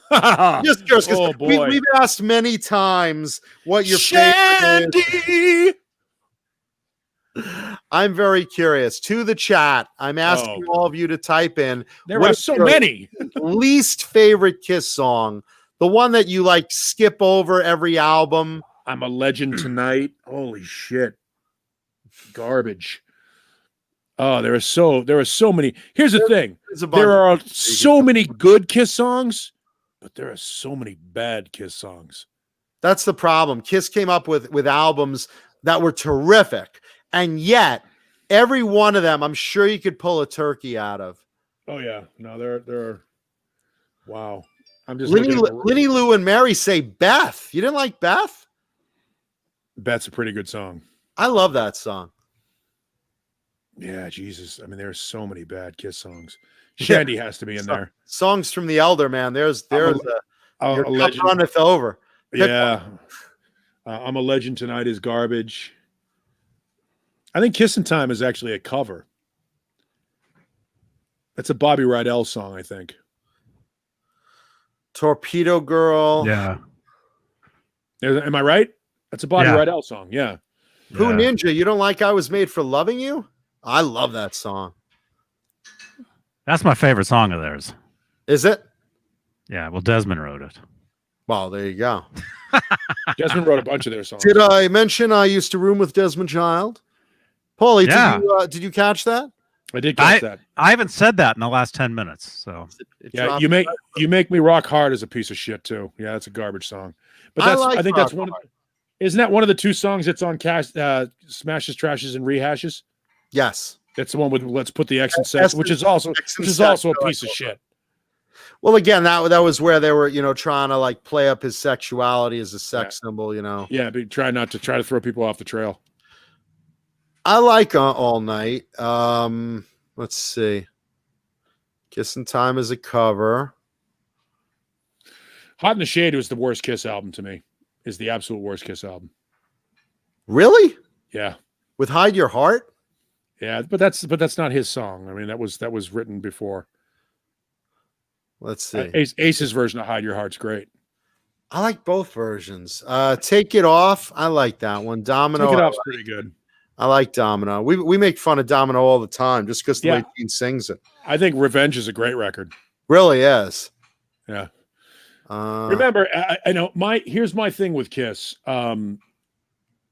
Everything between Dynasty and Creatures of the Night is shit. And everything between Animalize and Revenge is shit. And their last 2 records have been pretty friggin' good. Sonic Boom was pretty good. And I forget what the other one was called. I don't know. It was Monster. Monster was a pretty good record. I love Crazy Nights. I really love that album. Crazy Nights was all right. It was goofy, but it was all right. It was a moment in time. Reason to Live is such a good song, I think. According to Ultimate Classic Rock, Michael Bolton write that? Here's the worst song. Ultimate Classic Rock, let's say. I finally found my way. Well, Psycho Circus was a hit and miss album. I love the title track, though. I really love the title track. There's, I think We Are One on that record is fantastic. Let's see. I finally found my. Would you just post one song, Johnny? Johnny started posting like, here's the worst songs. It's like, I just saw one. No, he scrolled through the whole list. I scrolled through the whole thing. Yeah, we are one I from missed it on my chat. We Are One from Psycho Circus is a very cool song. Shandy is probably the one I like. Shandy is garbage. I hate that song. Yeah, no doubt about it. I mean, that whole period, that Killers record was just. I think period is the key word there. It was. I mean, obviously, it was a filler. Here's the thing. I'm a big fan of when bands take chances. I like the Elder record. I really do. I think there's some cool shit on that record. I think Mr. Blackwell is great. I think A World Without Heroes is a fantastic song. That's my favorite of the album is World Without Heroes. I think Under the Rose is as epic as it's supposed to be. It sounds like a Queen song to me. I think I is a fantastic song. Some of it is poop, but overall, I think the record was cool. Like I said, I could find good stuff on any Kiss record, and I can find garbage on any Kiss record. Yeah, that's one of the things about it. But when they made a good record, like we talk about bands that have a 3-album run, I mean, Rock and Roll Over, Destroyer, Love Gun, it doesn't get much better. That's a great 3-album run. It really is. Love Gun is infectious. Love Gun is a great record. It's well produced. Obviously, Destroyer is a classic. Rock and Roll Over might be my favorite Kiss album overall, though. It's got a rawness to it that I love. It's got one of my favorite, if not two of my favorite Kiss songs. Mr. Speed and Baby Driver are both fucking great songs. Those are cool records. Vistalite wants to know, did you guys like Kiss Unplugged? I did. I like the full. If you, obviously, if you have the Kisstory DVD, watching the full Unplugged, unedited, where they were doing all the sound, the switch over and jamming some songs and fucking around and having a good time between the songs. Yeah, you saw them enjoying themselves. That was really cool. And I love that they did a couple of songs that you normally wouldn't hear. Deep cuts. Yeah. I Still Love You, the live version of I Still Love You. I mean, that version of I Still Love You, that might be Paul's single greatest vocal take in Kiss's recorded history. He crushes that song on that really does. He really does. That might be his greatest vocal performance in all of Kiss in the band's history. Yeah, no, he poured emotion into it. His voice was on point. It was great. Crushed it. What was that?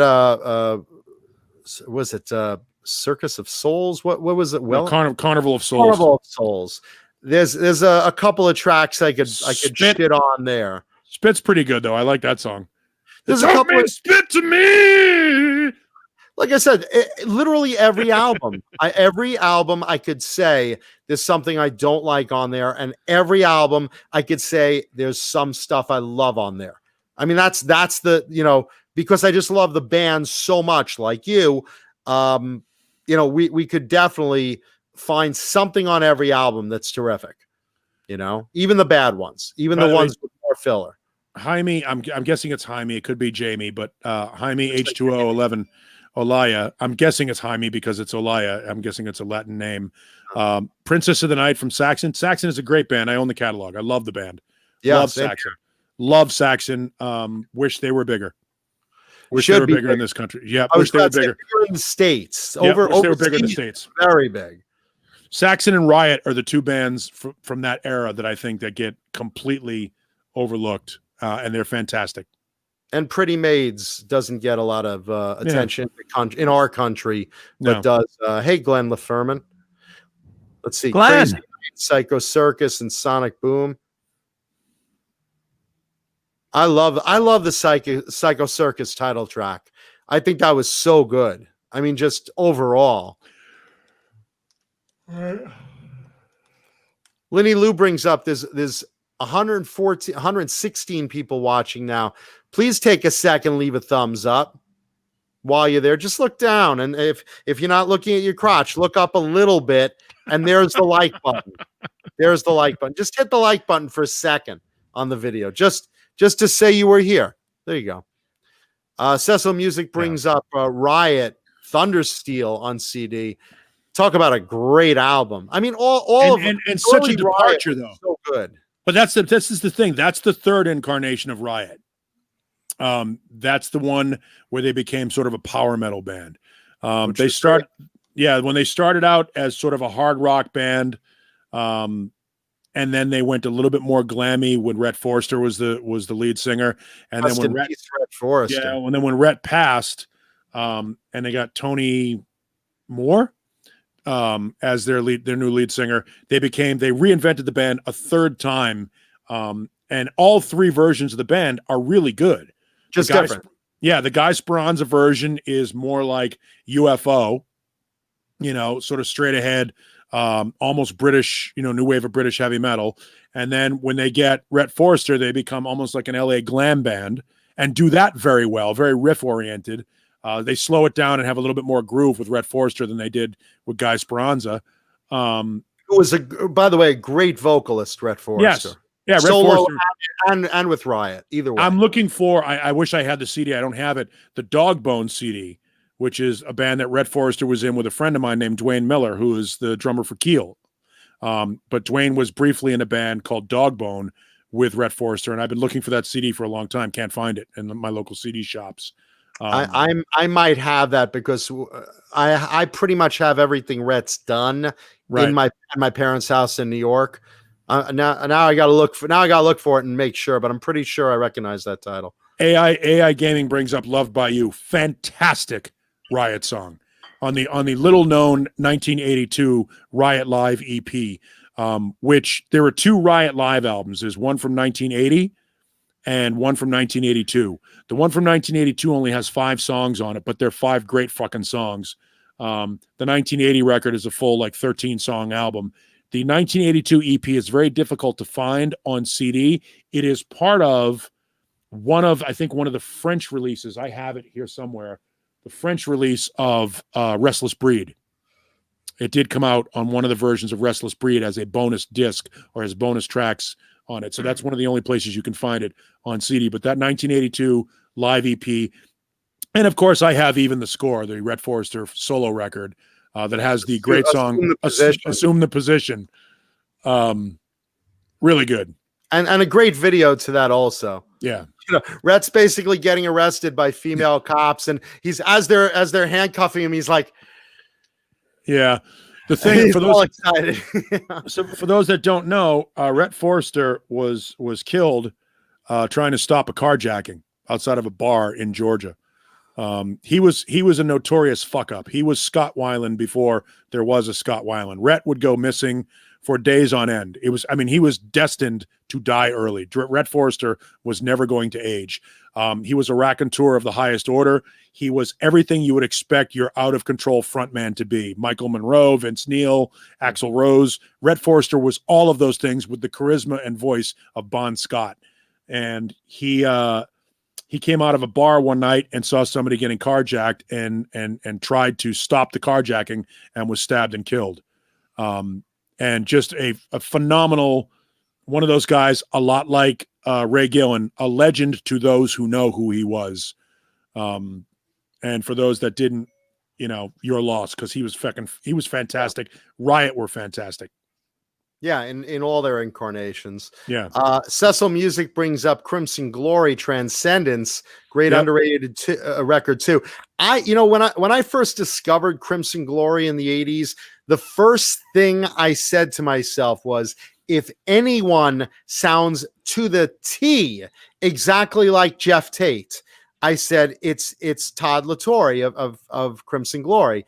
And I always thought that when Jeff Tate was having problems with everyone in Queensryche, I said, there is nobody better to replace him than Todd La Torre. Sure enough, out of the blue, they replaced him with Todd La Torre. And they're great. 3 albums in, they're terrific. I would say that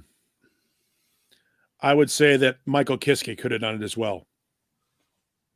You could have pulled a couple of guys in there for Michael Kiske from Halloween was a guy that could easily have done the Jeff Tate role.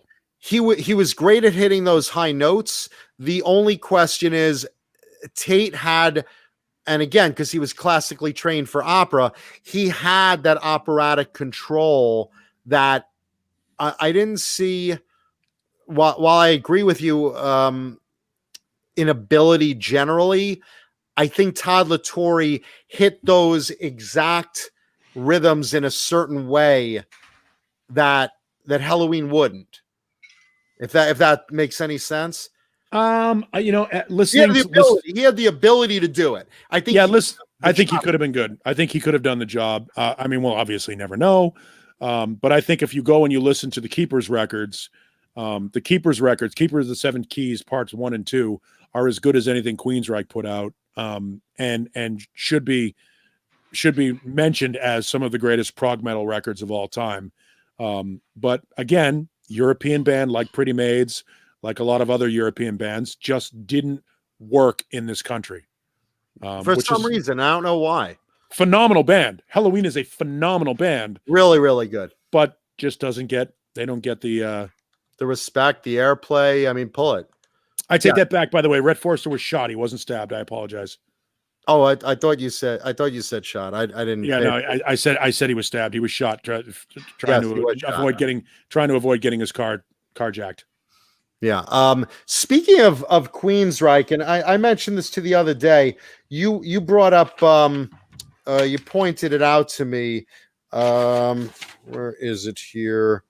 John Sykes' new song. Oh, for those that don't know, now hold on.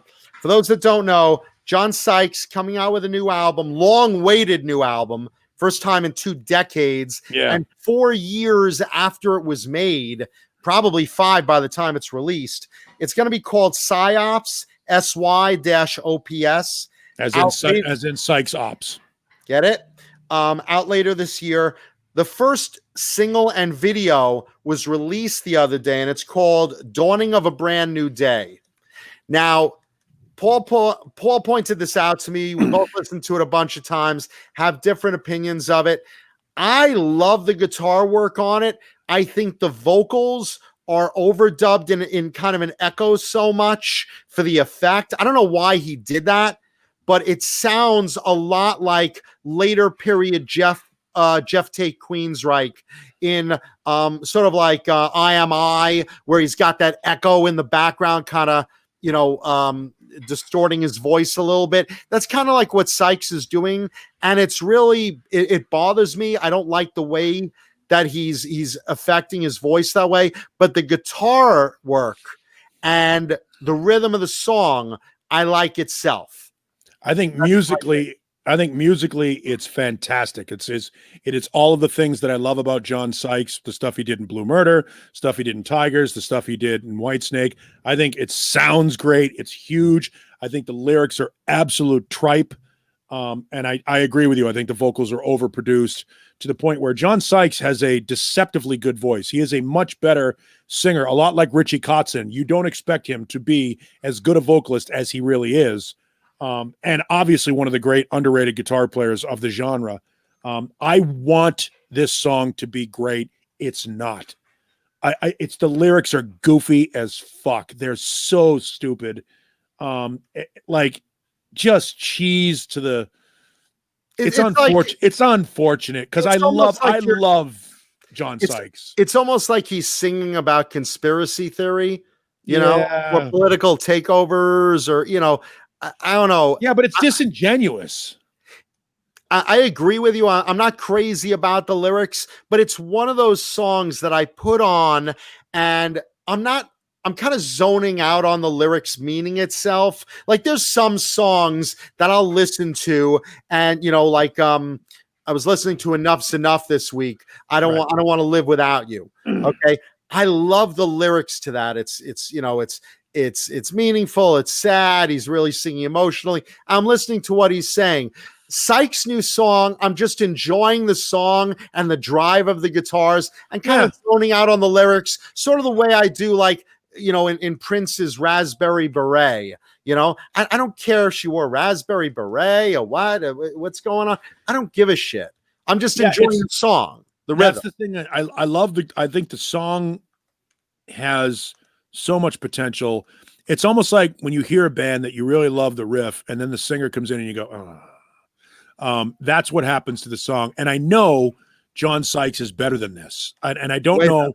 Yeah, I know I think he's better than this. And I know he's better than this.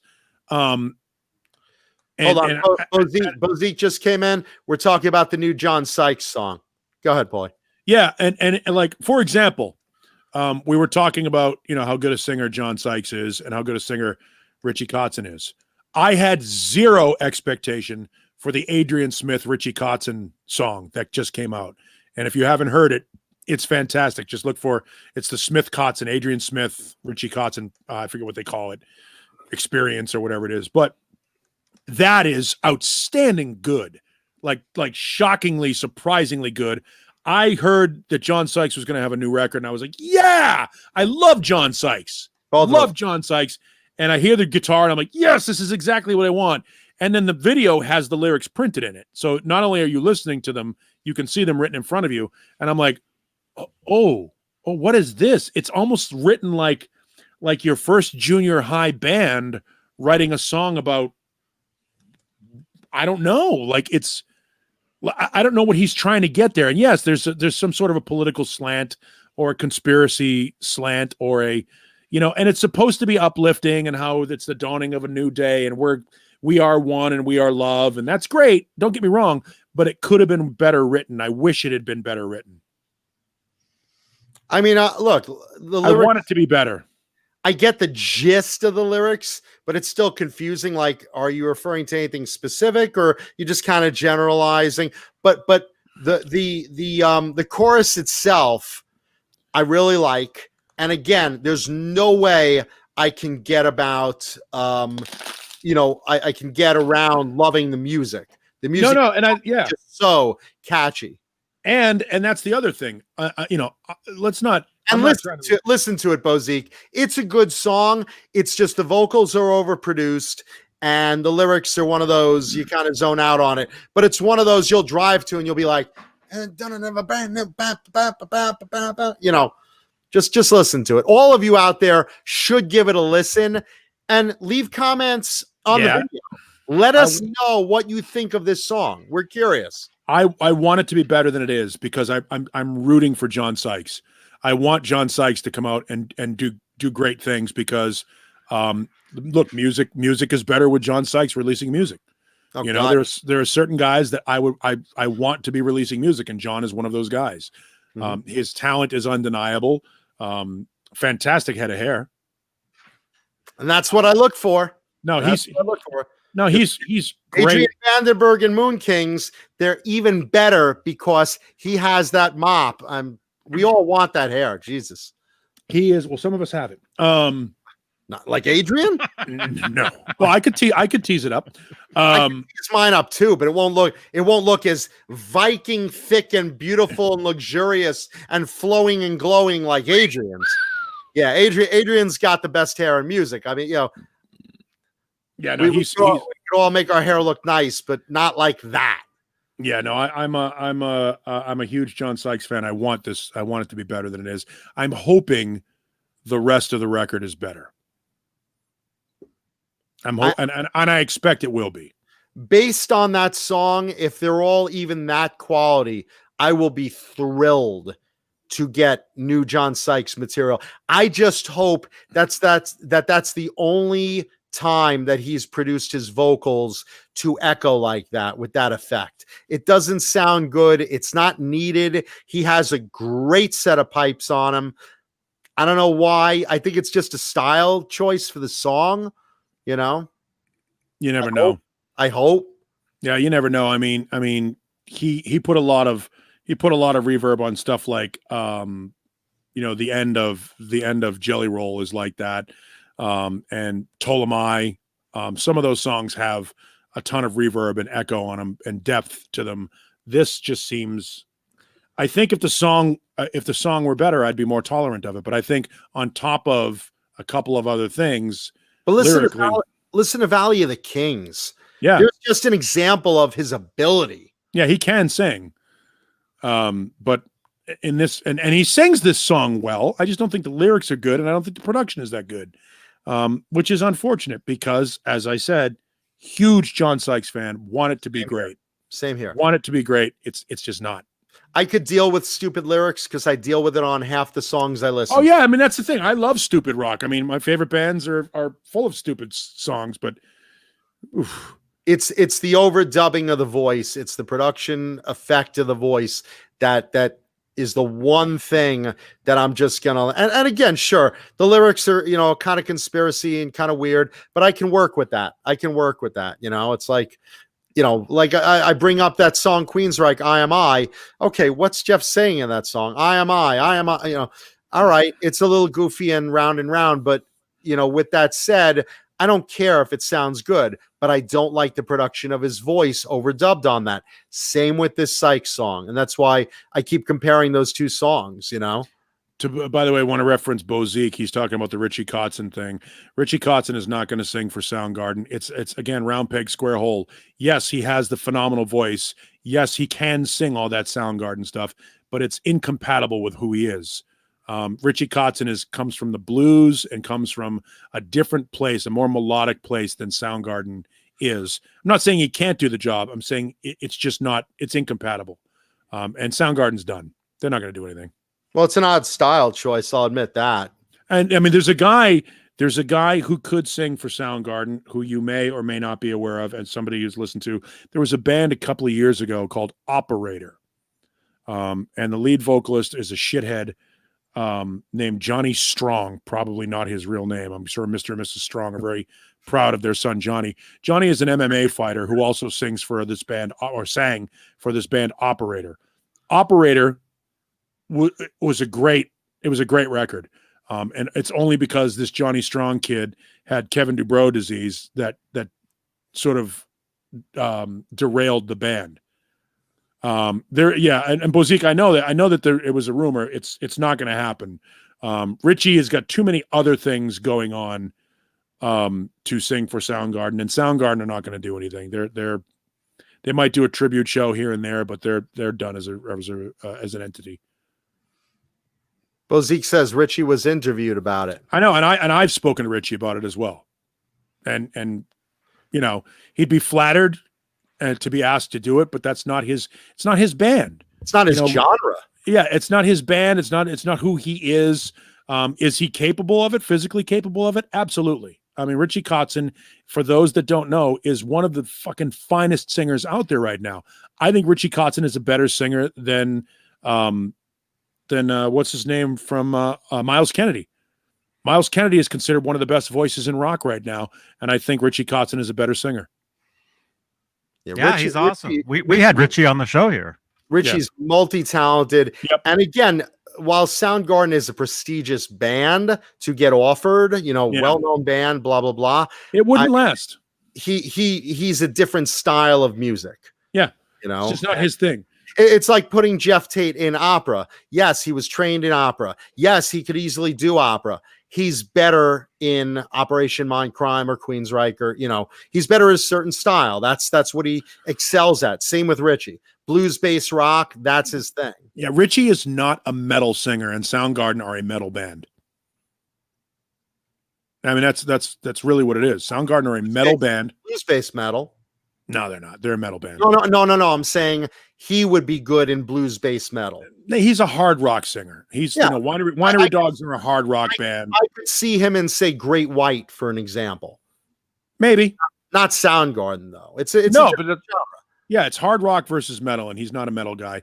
Mr. Hellstorm, Jeff Scott Soto, another great singer who can sing anything at any time.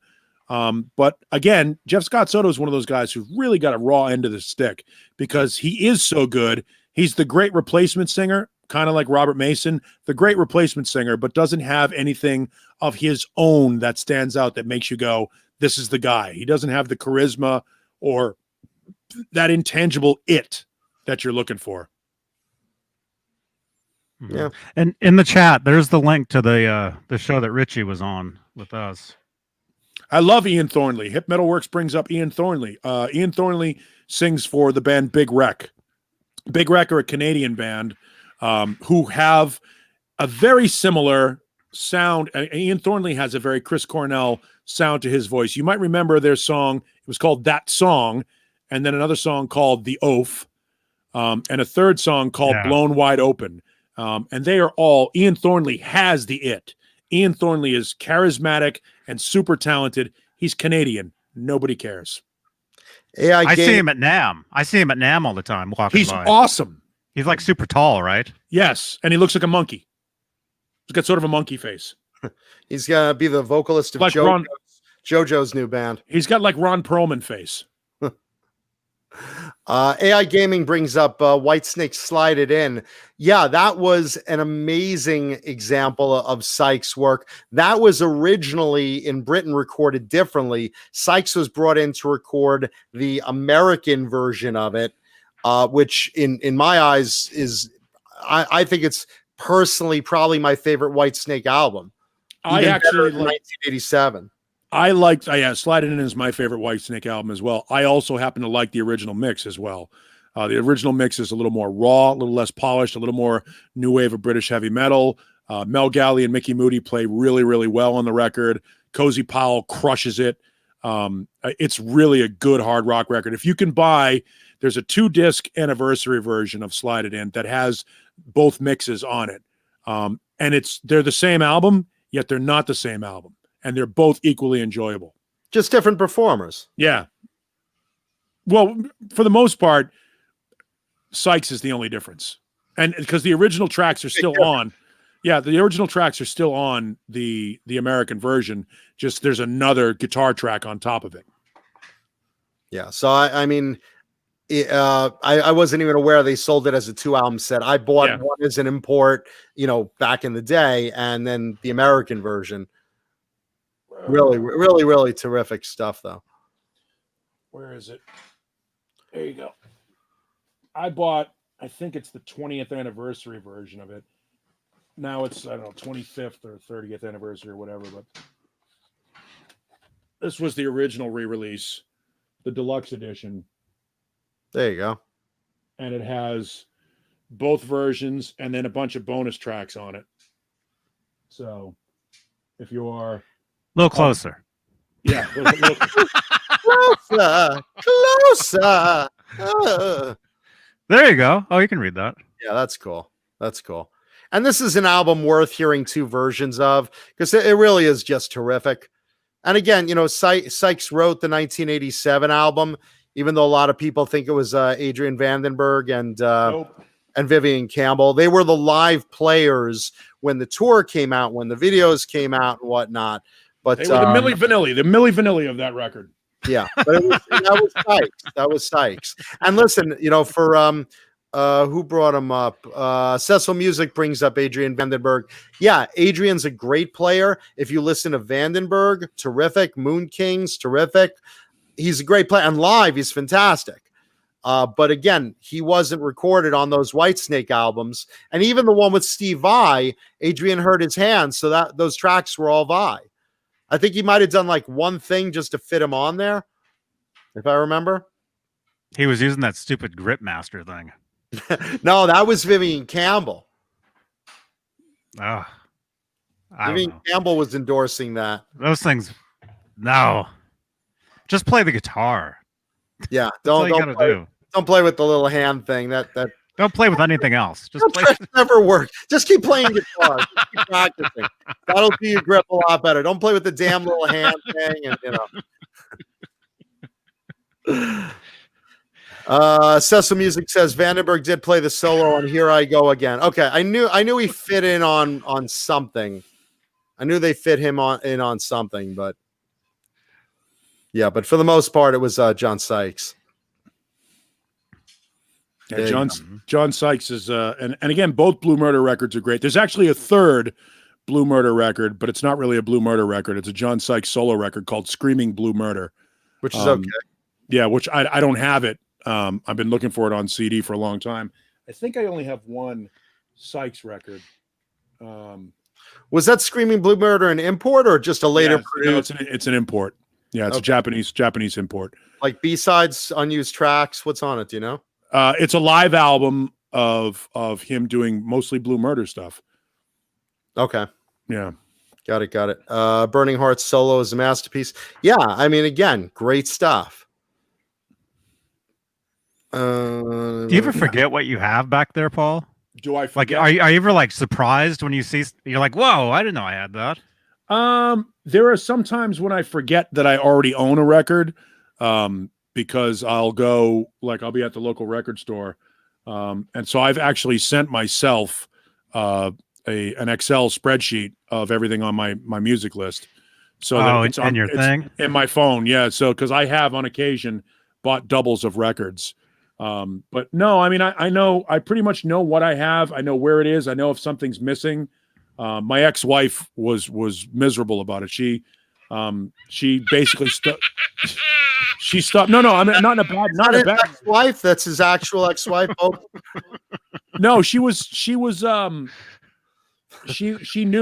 learned early on that this was like sacred ground, and if she moved a CD or took a CD out to listen to it and put it back, I knew she had it. Like I knew she took a CD out. Even if she put it back exactly where it was, I could come in the house and go, "What's up with my Dio CD?" And she was like, "How do you know?" I have. Go ahead, boy. So what would happen was I would just basically, if there was any CD that she wanted to listen to, I would burn her a copy of it so that she could have it, and she would keep it in her car and leave it out in the sun and all that shit. I would just burn her hands if she ever touched my CDs. Put it right on the stove and just, don't you ever touch my CDs! Don't you ever touch my CDs! Do you see that? But like the question I have for myself is like, do I need 3 different copies of Pyromania? I've got the original pressing, I've got the one with the keyboard mix, I've got the gold disc, and I've got the deluxe version with the second disc and the live show from like 1984 at the LA Forum. Do I need 4 copies of Pyromania? No. When I pulled out that version of Slide It In, I didn't pull out the original version of Slide It In, the US version, single CD version. I mean, I've got double copies of certain things. Like I've got the 11 CD version of the Cult box set, the UK box set, white box set, and yet I also own Rare Cult, which has everything that's on that 11 CD box set. I don't know why I have them both. I just do. It's an obsession. I'm a completist. No, so I do that too. I mean, I own records I don't want to own. I have a very similar metal CD collection to Paulie's. I'm sure a lot of it is a mirror image, actually. I will only buy a second copy of a CD if it's like an import that has multiple bonus tracks on it or some reason rather than a remastered version or a newer edition. I won't buy that, but I will buy to get those extra tracks. Like this. Steve Vai's Where the Other Wild Things Are. It's the second part of Where the Wild Things Are, live in Minneapolis. This was a really tough CD to find. I think it was mail order only at the time when I got it. So then I'm in a local record store and I find the deluxe collector's edition of Where the Other Wild Things Are. And what is this? This is the actual live show on DVD and the Where the Wild Things Are record is. So I'm like, well, I got to own them both. Like I should get rid of this one because everything that's on this one is on this. Well, yeah, but I don't. I hang on to them. You only have what has extra content. Where was that? What, that show? Where was it filmed? Hey, Peter Gummy Balls. Welcome. I'm sorry, Peter Gummy Balls. Yes. That's pretty good. So that's not the show that McNamara filmed. No, this one's in Minneapolis. This isn't the live the Where the Wild Things Are, the first one. No, that's live in LA. Or is this still Stillness in Motion or whatever the hell it's called. Hang on. See, you luckily have yours on shelves at your easy access. Mine are in various crates in order A to Z per crate. So I have to look through like 20 crates of display to, is it in this one? No. Is it in this one? No. And each one is A to Z rather than this is the A crate, this is the B crate, this is the C crate. And then I have one shelf similar to yours at my parents' house that goes A to Z. But like yours is so much better organized than mine, even though it's like a similar size collection. How about this? I have the Stillness in Motion that you were talking about that I think McNamara did at Club Nokia in 2012. unopened. I have it just to have it. I've never opened it. So you've never heard it? Nope. No idea. Sure, it's great. Bozique brings up similar organizational problems with comic books and guitars. Dude, I have literally about 200 and something comic book long boxes, and they're in various orders in various places. But the funny thing is, like the guitars, not like the CDs, but like the guitars, the comic books, I can literally say, okay, where's Fantastic Four number 82? And I can run through hundreds of boxes and know exactly which box and what part of that box that comic book is in. And same with the guitar. If you said, hey, John, where's that, Yellow Jackson single hum soloist you have? I'm like, oh, it's in this house, in this room, on the right side of the room, in one of those two rows, right about the middle, within 5 guitars. I'll know exactly where that guitar is. And if something's moved, just like Paulie with the CDs, I will literally notice because I have that photographic memory. So like my ex-girlfriend used to be in the house and she I remember one time she is that her? Is that her? No. And at that time, I remember she would move something simple like a book on my shelf or something. I'm like, what were you doing on that bookshelf? What do you mean? Well, you pulled a book out of that bookshelf. How the fuck did you know that? Well, I see it was angled left and now it's angled right. It's literally that obsessive neurotic. It's upside down. You can see something's been shifted in the house. Right, Paulie? Yeah, no, I'm like right now, I bet there isn't a CD that I own that if I sent you my list that you could call out that it would take me more than 15 seconds to find. I mean, it's ridiculous how my whole life is a fucking travesty, but this room is super organized. Welcome to the show. Can we name anything? Can we name like any CD and you'll find it? But it's alphabetical. That's unfair. It's alphabetical and in order of chronological release.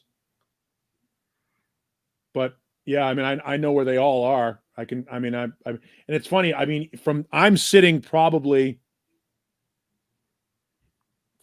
5 yards or 4 yards away. They're naming CDs from that wall. Name a CD in the chat you want Paul to find. Men at Work? Besides Captain Sneal. But he's just going to go to M. This is not really a challenge.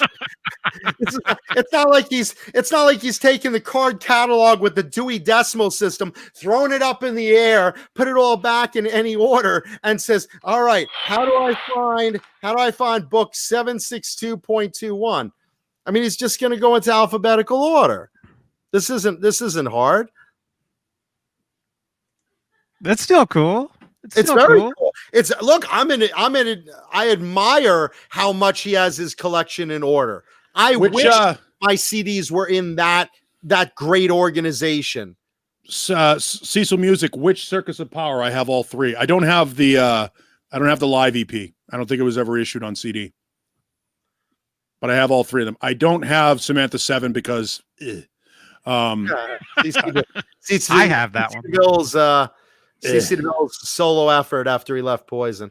Wayno, which soul? I guess I have to. Wayno, which soul's at 0? Because I've got them all. Hang on. Down at the bottom, now at this point, the chat is just trying to keep him moving. Now the chat's just going to be like, get this. Paulie's going to be getting up every 5 seconds. All the souls at 0.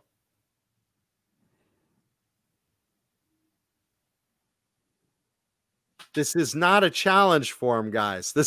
He has them in perfect order. This is the idea.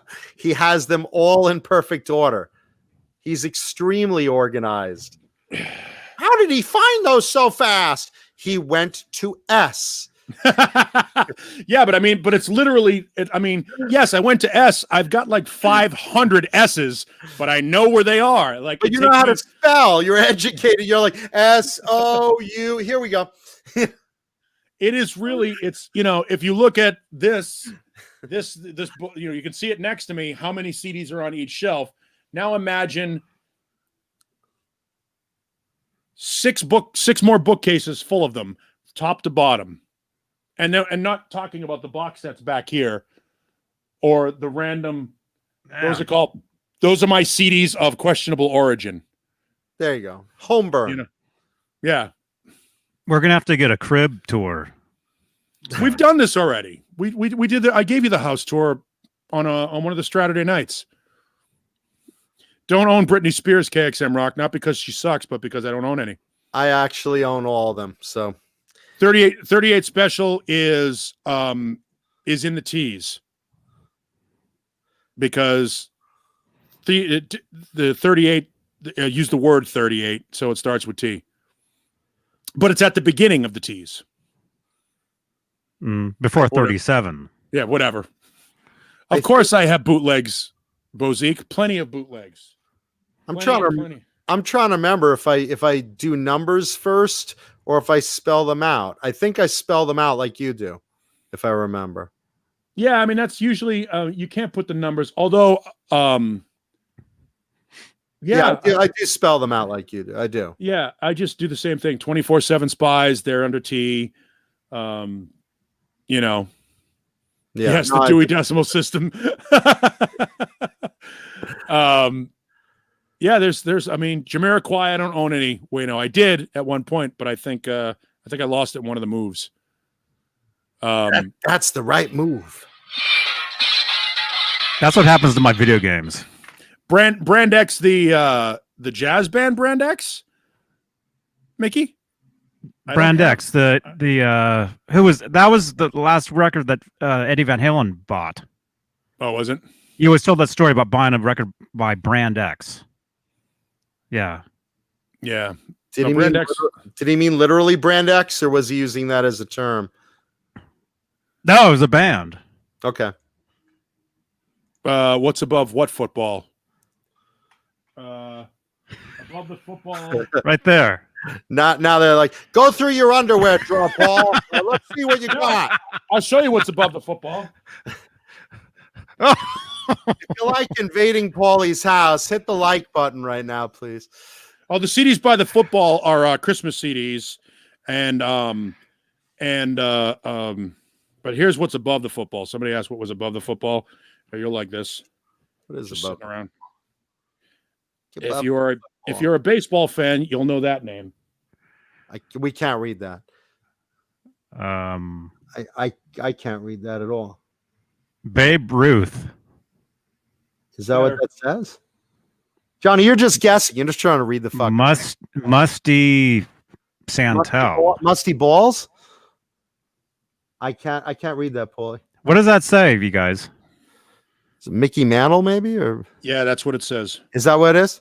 Yeah. I was just going by the length of the words. I cannot read the script at all. It's too blurry on the screen. But I was like, okay, who's good in those words would fit in there? I'm like, all right, Mickey Mantle, Babe Ruth. Yeah, that's just sitting there. I don't really do anything with it. Nice. Just sits there. Put it back in its box. Wow. Back over on its shelf. By the way, are you okay? This time. Yeah, I gotta leave soon. Yeah. Well, it's time for guitar show and tell anyway. Yeah, so I'll tap out while you guys do that. Okay. AI gaming. It is legit. Mickey gave it to me personally. There you go. 1991, when he and Ernie Banks walked into a radio station I was at. But did you see him sign it? Yeah, because Mickey gets these fake balls. Yeah, Mickey, I know you have arthritis. This is for you to hand out to the fans. Oh, thank you. Here, Paulie, this one's for you. Oh, did you personalize it? No, I signed it earlier. Yeah, that just shows you. It shows, but that's just such a stupid thing. Like just the dumb shit that you acquire over the years. You're like, that's like the scene in Caddyshack. What's this? Oh, it's a uncashed check for $140,000. Keep it. It's AI gaming. I did have it. I do have a couple of like cases for it, but it sits in that bag that it comes in is from Upper Deck. That's from the Upper Deck Heroes of Baseball tour. Don from West. Back when. Is it Don West? What? The shop at home, Upper Deck. Is that who that is? Is it Adam West? Upper Deck. Adam West, the Batman with rookie card. Yeah, I have. I got goofy shit like that. Had Ted Nugent sign a stock to my 12 gauge shotgun, and then took the stock off it and Oh. put a folding stock on it. But Ted Nugent signed that. I got the David Lee Roth pith helmet. That's funny. It's Yeah, me just signing the gun stock. Oh, I did. I had Ted come in the show, and the audio is up on my webpage, and he was on and hosting for like 2 hours with me. And I was like, Ted, you want to sign my gun? He goes, sure. A gun, yeah. Jesus. And Mr. Hellstorm, that when I was a baby, I watched that every time it was on. That movie I know. Oh, that's good. Caddy We got one down, Paulie. We got one down. Yeah, so we got that one out of the way. But yeah, dumb shit. But I know where all of my CDs are. And they're so easy. They're so easy to find. Yet if one goes missing, I'll know it. It's mind-blowing. Fucking Right? pathetic. We should do that. We should have someone take out a CD, and the whole show will be you scanning the wall. Which one? Which version? Was it one of the versions of Def Leppard? No. That'd be really. Huh? John Biel? John Biel, What's that? the Strelicaster? Strelicaster? Oh, Strelicaster. that's my original Squire neck for my original guitar right there, and then that's some body I got off eBay, and then Body. that's a pre-wired guitar fetish pick guard with everything's wired up, and I was kind of strumming on that earlier today, thinking about restringing it. Oh, there you go. Thank you, John. Thank you, John Biel. I'm a floating head. I'm a floating head. It's like there's 4 of us in here today. You know? I'm a floating head. John Biel's frozen. John, your camera, it's frozen. It's frozen. If you guys missed Saturday night, you guys won't understand this, but go back and watch Saturday Night Show, and you'll understand this. Yes, Mr. Hellstorm 72. I do have Holy Barbarians. I also have Ian's Light Speed, whatever record too. His solo record. Holy Barbarian was a cool band. Let's see. Okay, Paul, you're tapping out. Yeah, I'm gonna have to. Okay, all right. I'll do the show and tell guitar, and then we'll do music news. At least the music news we haven't covered. Thank you, brother. Enjoy the night. I'm sorry, folks. I got to tap out. I got to get up at 3:00 in the morning to work. Work? What's work? That's what does something. It pays the bills. I should get one of those job things. It's not like I have to worry about paying for my heat though, because I haven't had any since fucking Christmas Eve. Bitter? Mm-hmm. Oh wait, how was that?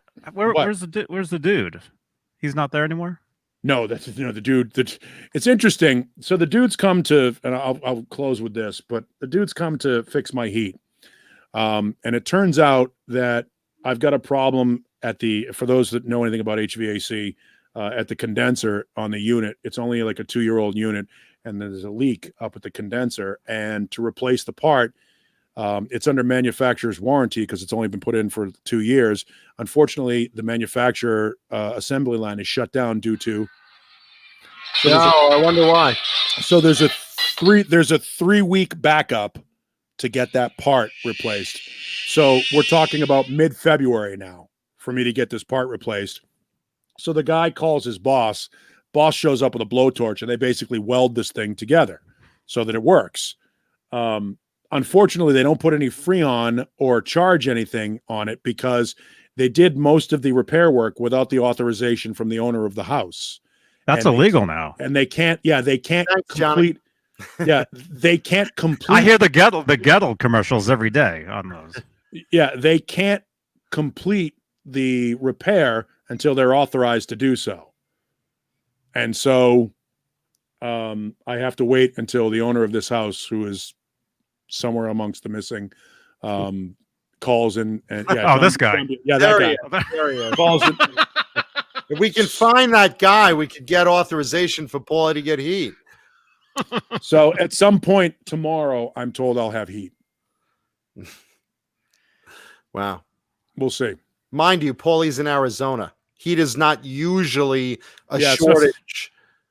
Well, the house right now, because it was like 72 or 73 today in the middle of the day, is up around 74, 75 degrees because this house, the greenhouse effect, this house holds heat pretty good. So by the time I get up for work at 3 a.m., my guess is it'll be probably 60, 62 degrees in here, which is a little chilly for 3 in the morning. That'll wake you right up, though.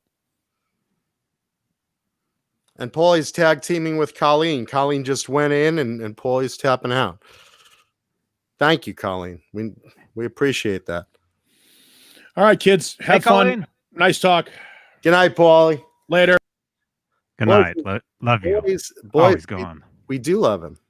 We do love him, though. Boys and girls, it is time for tonight's show and tell guitar. You've been waiting. You've been wondering. I gave the clue earlier, and the clue was, get them Duke boys. And that's it. There's the guitar. It's a John BL head. Do that again, Johnny.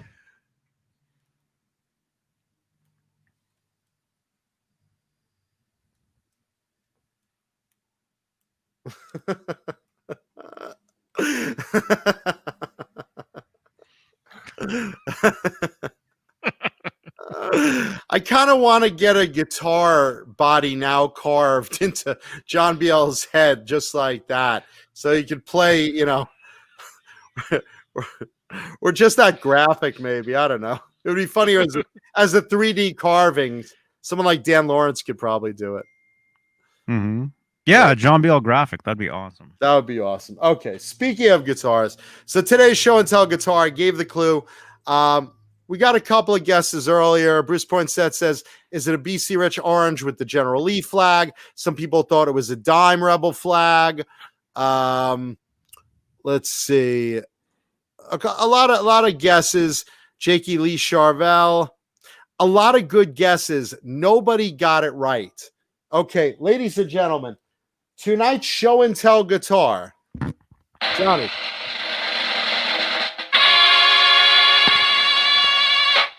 Look at that thing. Whoa. Oh, crap. Is that subscription thing going to ruin our...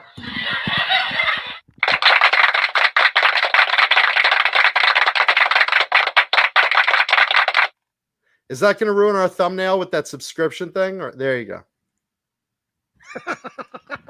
So now you wonder, okay, John, what the hell kind of clue was that? So I imitated Roscoe P. Coltrane from the Dukes of Hazzard. And this is a Roscoe guitar. Oh. I don't normally have. I have one in my collection. This is it. This is my example. Look at that cool headstock. It's kind of angled. The way it's carved, you see like at the top here, that's carved out. So you have a raw piece of wood at the top of the point. Gives it like a 3D kind of flair to a very aggressive looking 80s headstock. So there it was, Roscoe Guitars. Roscoe Guitars, Keith Roscoe back in the 80s did a boutique brand of guitars called Roscoe Guitars. They stopped after, I guess, the early 90s. But the trick is that they're a big manufacturer of handmade basses now.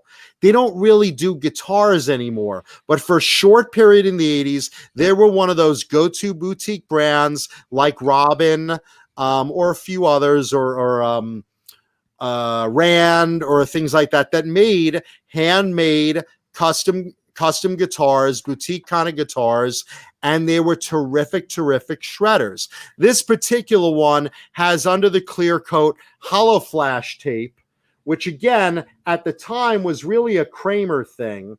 But if you look close, it's not melted on the same way that the Kramers were. This is just a pattern, a checkerboard pattern of hologram tape under there. You can see it better with the light like that, maybe. For like all sorts of rainbow color effects. There you go. All sorts of rainbow color effects into it, at least on this one. And then just clear coat over it. Hollow Flash by Kramer, they kind of melted the hologram tape on in patterns. This one, they just put some hollow tape under it, clear coated over it. There you go. There you go. Wow. Similar in feel to a BC Rich Gunslinger. A lot of them don't have a maple neck. This one is rare in having a maple neck and a reverse headstock. Also very, very rare on the Robins. Most of them had the regular configuration headstock, which was this upside down, and most had a rosewood neck, again, like a lot of the Kramers, but they did make a few with this combination both, very similar to the BC Rich Gunslinger, and that's why I like this one. Robin guitars were very good. Ellie's singing and Robin laid the egg, Batmobile lost its wheel, and the Joker got away. Yeah, but very, very similar in story to Robin Guitars. A few years of being a unique boutique brand. Great, great quality shredder as far as build. This neck, very similar to a BC Rich Gunslinger, which, if you remember, was very similar to the San Dimas Charvel necks, just like a poor man's Charvel. This is made with a lot of substance. It's wide and flat, D shape, oiled neck. Fret markers, I wish they were in the center because I hate these top fret markers because I use fret markers on the board. I know I should be using the top dots, but I really don't. Just the way I learned.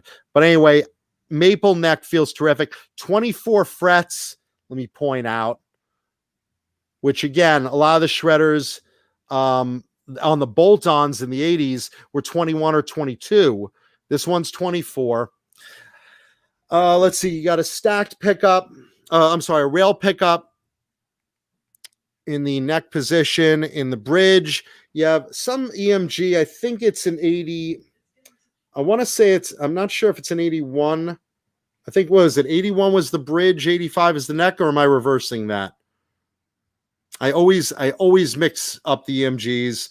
But whatever it is, it's a hot pickup. Kaler's Spider, which it's hit or miss for some people. I love the Spider. I think it's a really, really comfortable bridge. It's really low, really flat, really comfy. For me, anyway.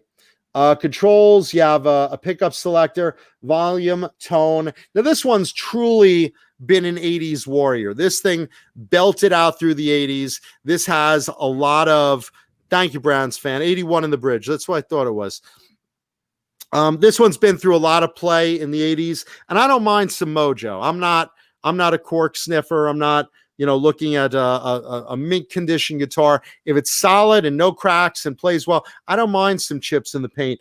They had obviously a bunch of chips in the clear coat on this one. You kind of see it as we go along. Let's see. There you go. You can see like right here on the edges, there's some clear coat chips. On the bottom, clear coat chips. Big chunks of clear coat taken out. Not affecting the hologram tape on it. Again, a little better to see under different lights. Like, there you go. Like, that's a nice looking example of what the hologram tape looks like with all the multicolors and stuff. There you go. Little thumbnail for you. Awesome. Okay. So let's see. Yeah, it's got some clear coat chips, and I don't mind it. All the hollow tape is there under it. But look, it's been played, and it plays really good.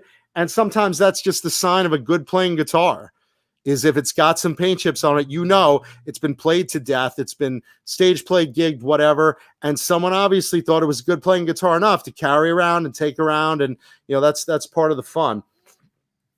You can see right there, 3-bolt connection with a deep carve. Again, very similar. If you remember the back of the Robins, they had the same kind of bolt system with a deep carve to access. Really, really comfortable. Just fit your hand right there. Really, really comfortable in there. I love that. I love that neck access. There's the back.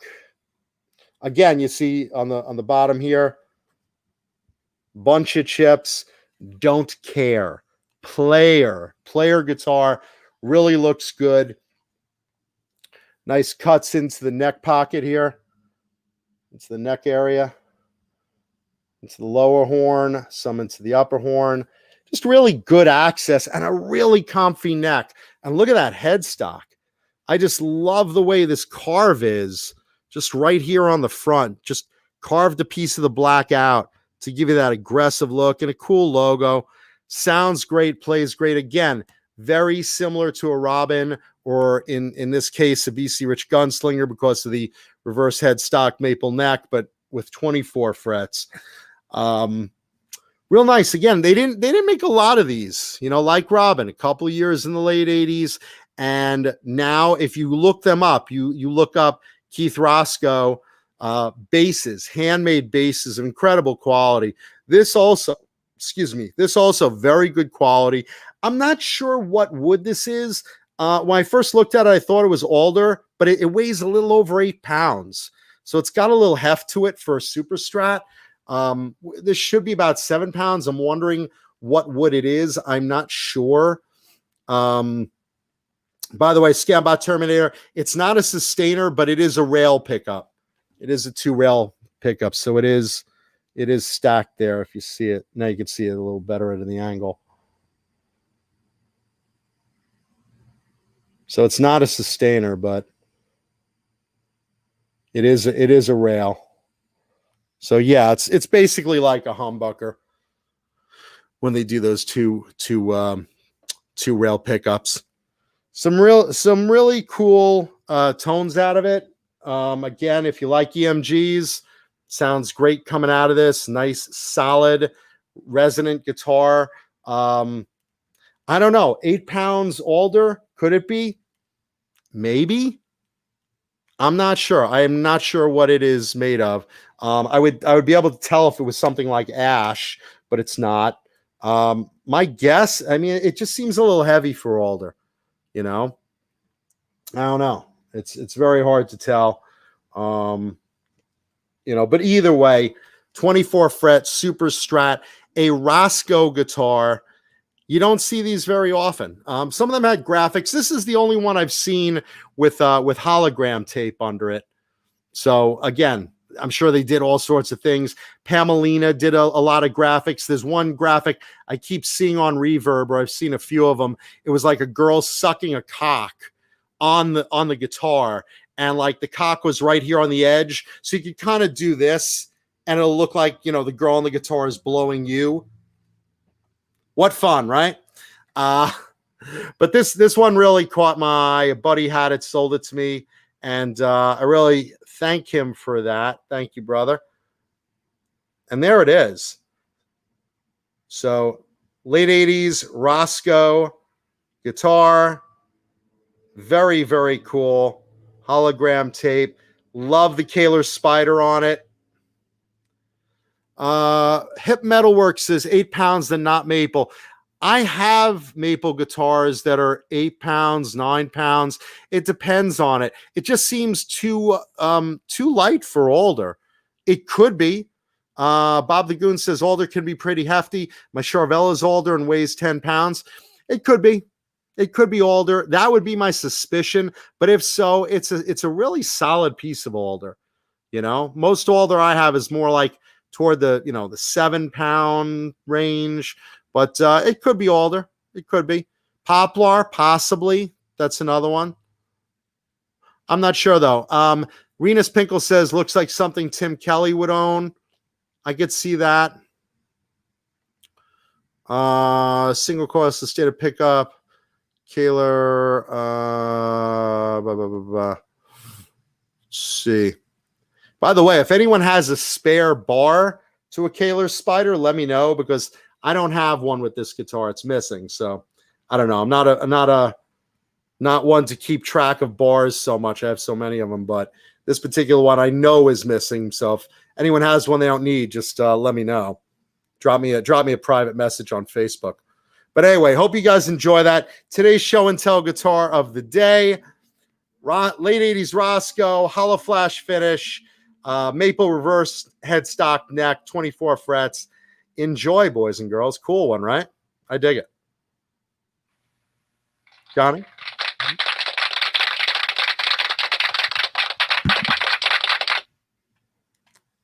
Flashy, right? I love that shit. It plays so nice. That's awesome. Really, really, really good neck. Really good neck on that. Three-piece maple, like the later Kramers were too. If you check that, if you could see that. Mm-hmm. This maple neck. I love that construction. But just is smooth, oiled finish, flat D shape. Very similar to a BC Rich Gunslinger. Yeah. There you go, Right. Johnny. If you like that, leave a thumbs up on the video. Let's get to a little Muzak news before we go. Let's see. Bruce Poinsett says, if it's not a Les Paul, it's Firewood. Yeah, I know. There's guys that think that. I only have 4 Les Pauls out of 300 and something guitars. Let's see. Let's see. David Lee Roth in the news this week with David's been doing a lot of, controversial artwork and whatever, various subjects. And this week's new piece of artwork that Dave put out centers around the vaccines that came out. So, Johnny, can you put that up? He's kind of a weird esoteric artist. Dave is, he's done ones about Eddie and Sammy and, various things of politics and whatever. This one's kind of interesting and weird.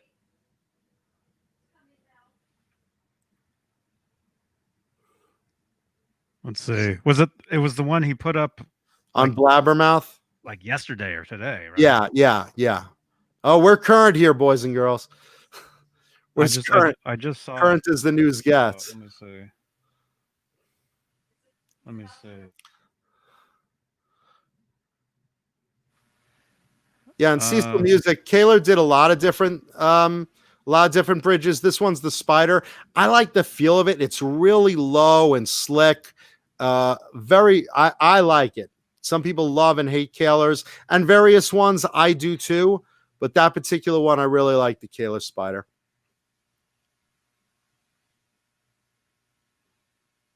Let's see. Okay, I'm on Blabbermouth. I just see a picture of him. Rena said strum a quick chord on that guitar. Let's see if we could. Weird position. Get it to the mic.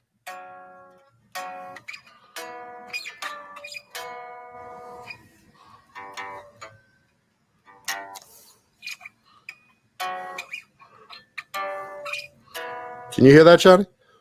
Mm-hmm. It's bright because of the maple. Oh, here it is.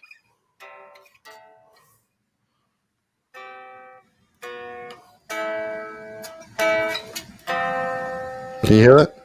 So I don't know what you can tell from that, but I mean, it's bright because of the maple neck. So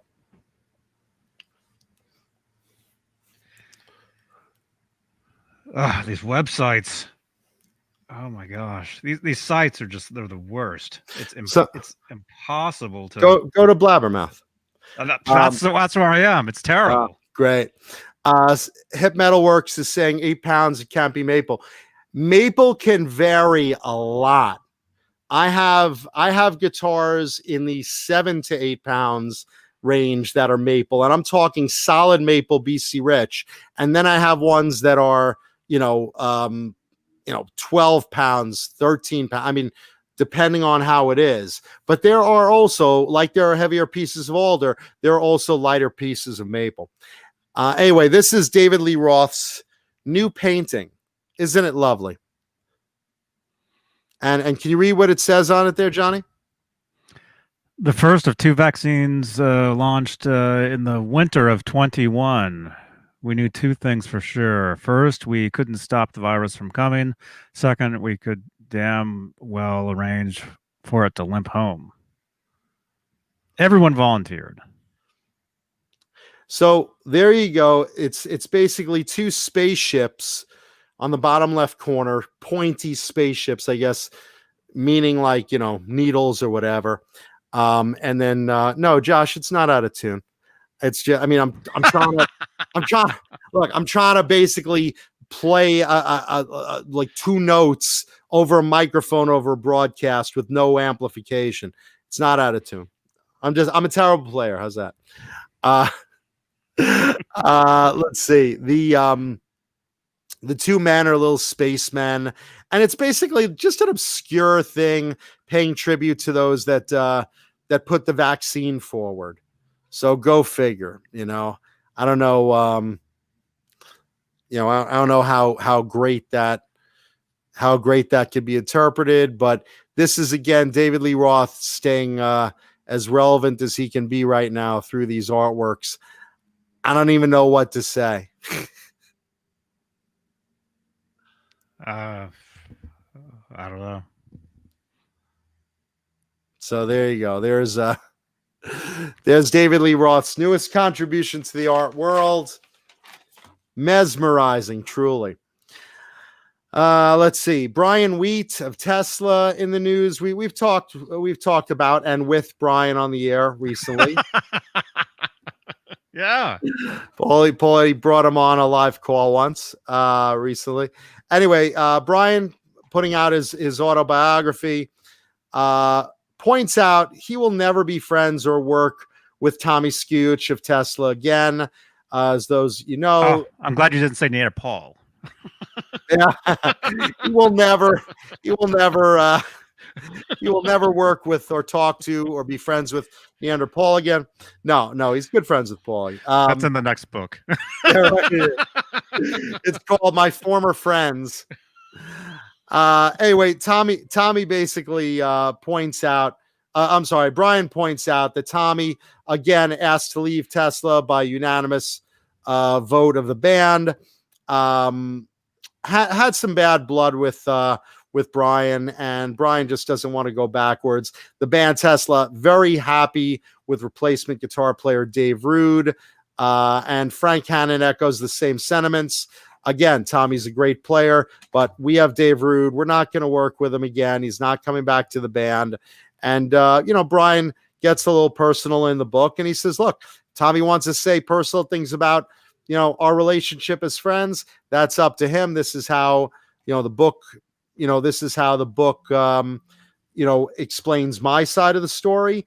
And if Tommy wants to do a book and explain his side of the story, that's fine. But here's my side of it. And Tommy's got a new band anyway called Resist and Bite. Someone in the chat brought it up too. Check out The Myth I'm Living, which I guess is the single. Supposedly it sounds just like Tommy, which look, if you like Tesla, that's a good sound, So there you go with that. Yeah, Rena says Tesla's breaking up due to the Johnny Beane show. Brian's leaving the band. I've had enough of this shit. When Neanderthal calls me. So there you go. So there's Brian Wheat's side of Tesla. And check out Brian's new book. Let's see what else we got. Music news. We did that. Johnny, did you know Paul Stanley is Jewish? You don't say. Yes, I do say. It is well known Paul Stanley and Gene Simmons are both Jewish, but Paul Stanley wants to clarify that his heritage just, isn't something he hides. He's actually very proud of it, and he points it out that when he grew up, all of his parents' friends were adults that had numbers on their arm, which is, as you know, from the concentration camps of the Holocaust. And he says, growing up like that taught me to respect what exactly happened in the Holocaust and to my Jewish heritage. So I point out to my kids, do not take your heritage lightly, and that's why him and Gene both do not hide how they are Jewish. Gene, of course, from Israel, a little bit more closer to home. But Paul Stanley wanted his kids to know and his audience to know, this is why I'm proud of my heritage, because of me growing up in those surroundings and hearing, growing up as a kid, the stories of the concentration camps and whatnot from the actual survivors. So very interesting. Did you know he's Jewish? And lox and bagels every day. Yeah. So so that's Paul Stanley. Let's see. We talked about anthrax. Finally tonight, my favorite story of the week. This is on blabbermouth.net. They went over the 2020 most viewed stories of the year in music on Blabbermouth News. Number 8. Guess what it is, Johnny? What? Death of Eddie Van Halen. Number 8. How the hell was that the 8th most viewed story in Blabbermouth News? Their website is horrible, man. I was just there. It's impossible. It's impossible to navigate the thing. What do you think the number 2 most popular story of 2020 on Blabbermouth was? Tanya Roberts? No, the 2020. That was Tanya was today and yesterday. And yes, Colleen, we discussed Tanya Roberts earlier in the show. Check it out in the rerun. The number 2 most talked about news story on blabbermouth.net was the Vince Neil slurring cameo. Do you remember this? We talked about this on our show.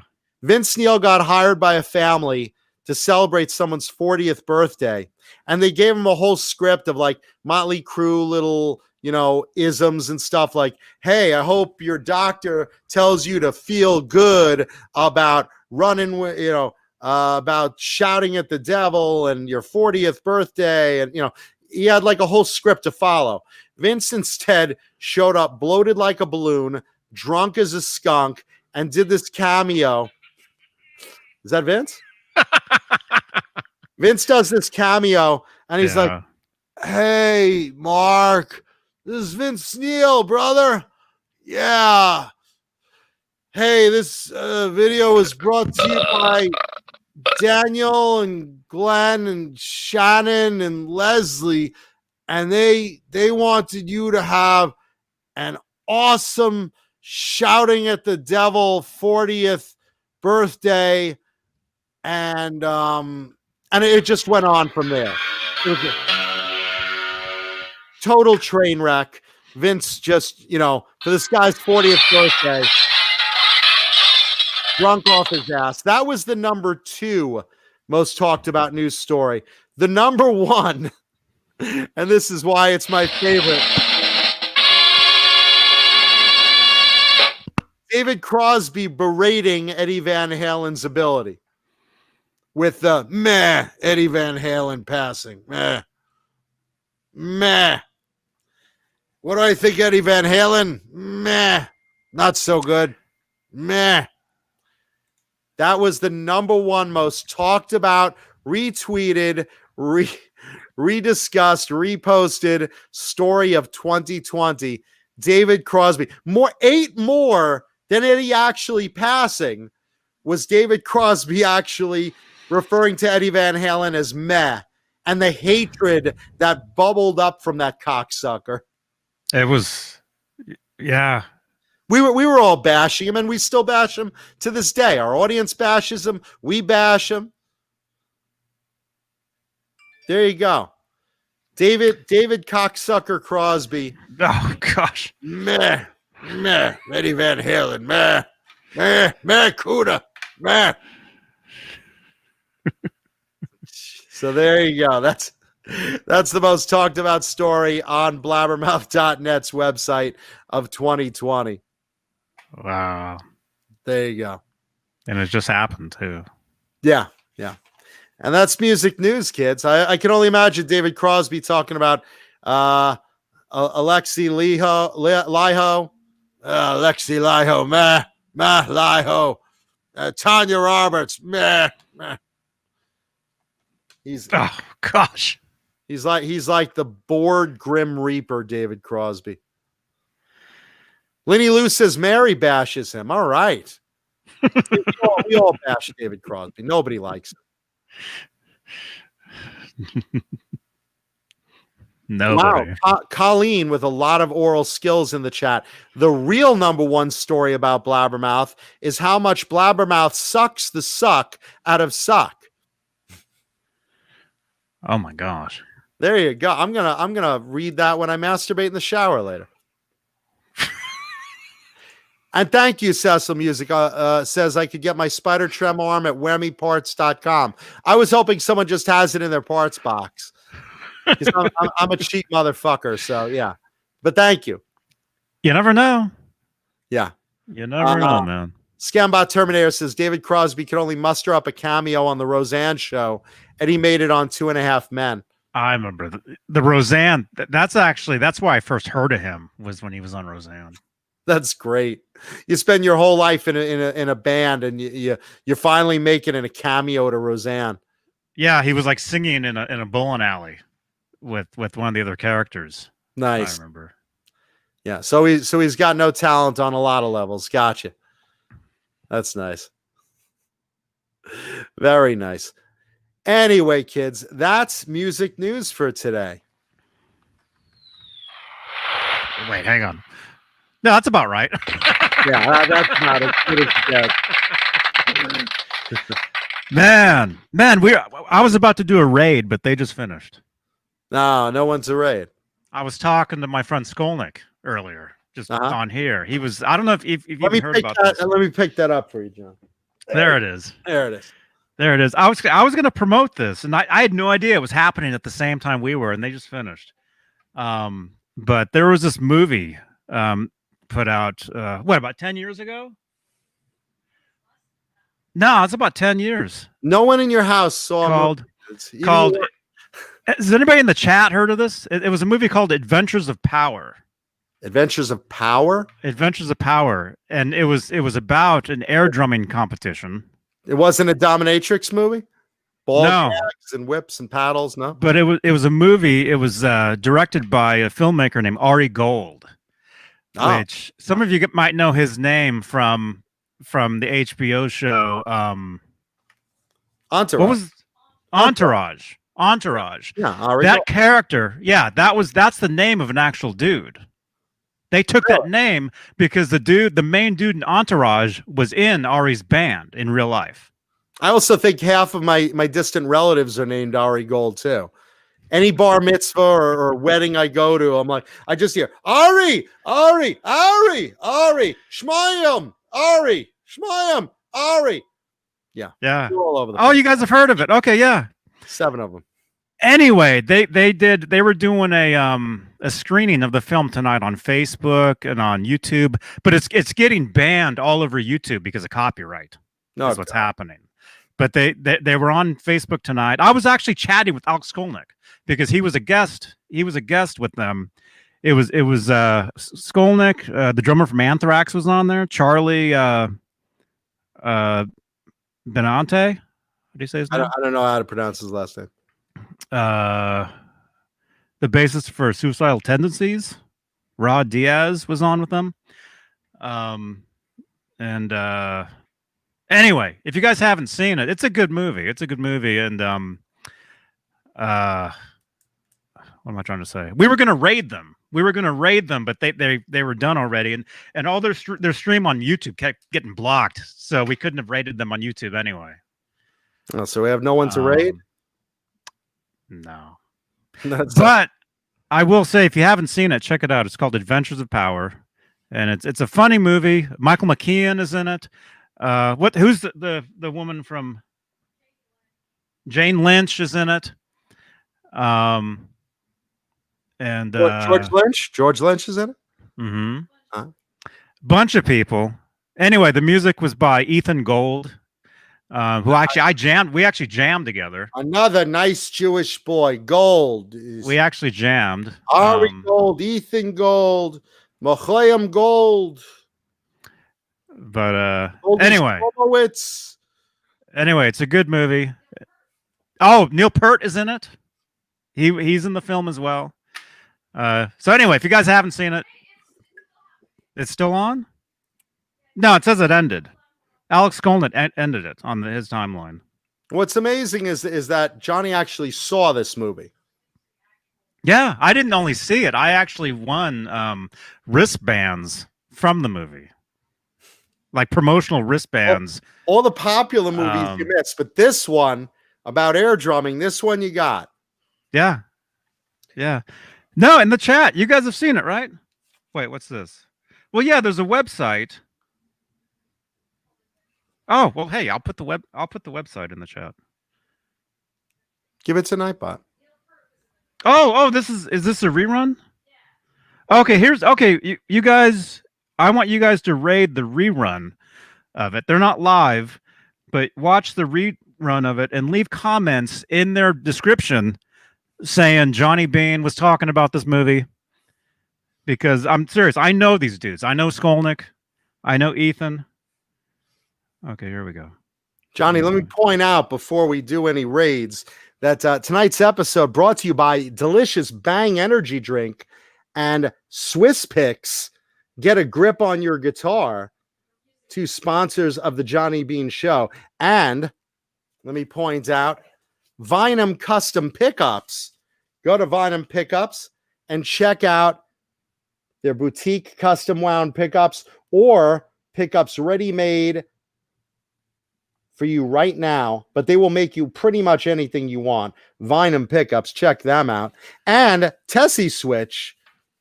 Go to Tessie Switch's website. Is that the best? The best kill switch on the market? The best kill switch on the market? Yes, it is. Glad you mentioned that, Johnny. Tessie Switch, the best kill switches on the market, and a lot of guitar parts. And thank you, Adam Reaver of FU Tone, for sending me a lovely Christmas card. I didn't get it. I know it's in my mailbox, but I didn't read it yet. But thank you. Well, thanks for the spoiler alert. There's Johnny. mine. There you go. You haven't seen it? Oh yeah. No, I just said it's in my mailbox. I'm going down to go get it tonight. I won't open it. I haven't opened it yet. But thank you, Adam Reaver of FU Tone. Check out FU Tone on their website. And again, Swiss Picks, the best pick on the market. You can't beat the grip of these things. They're phenomenal. Thank you, Bang Energy Drink, as well. There you go. Just got to go through our sponsor list. Is that who put it out? Uphill Media?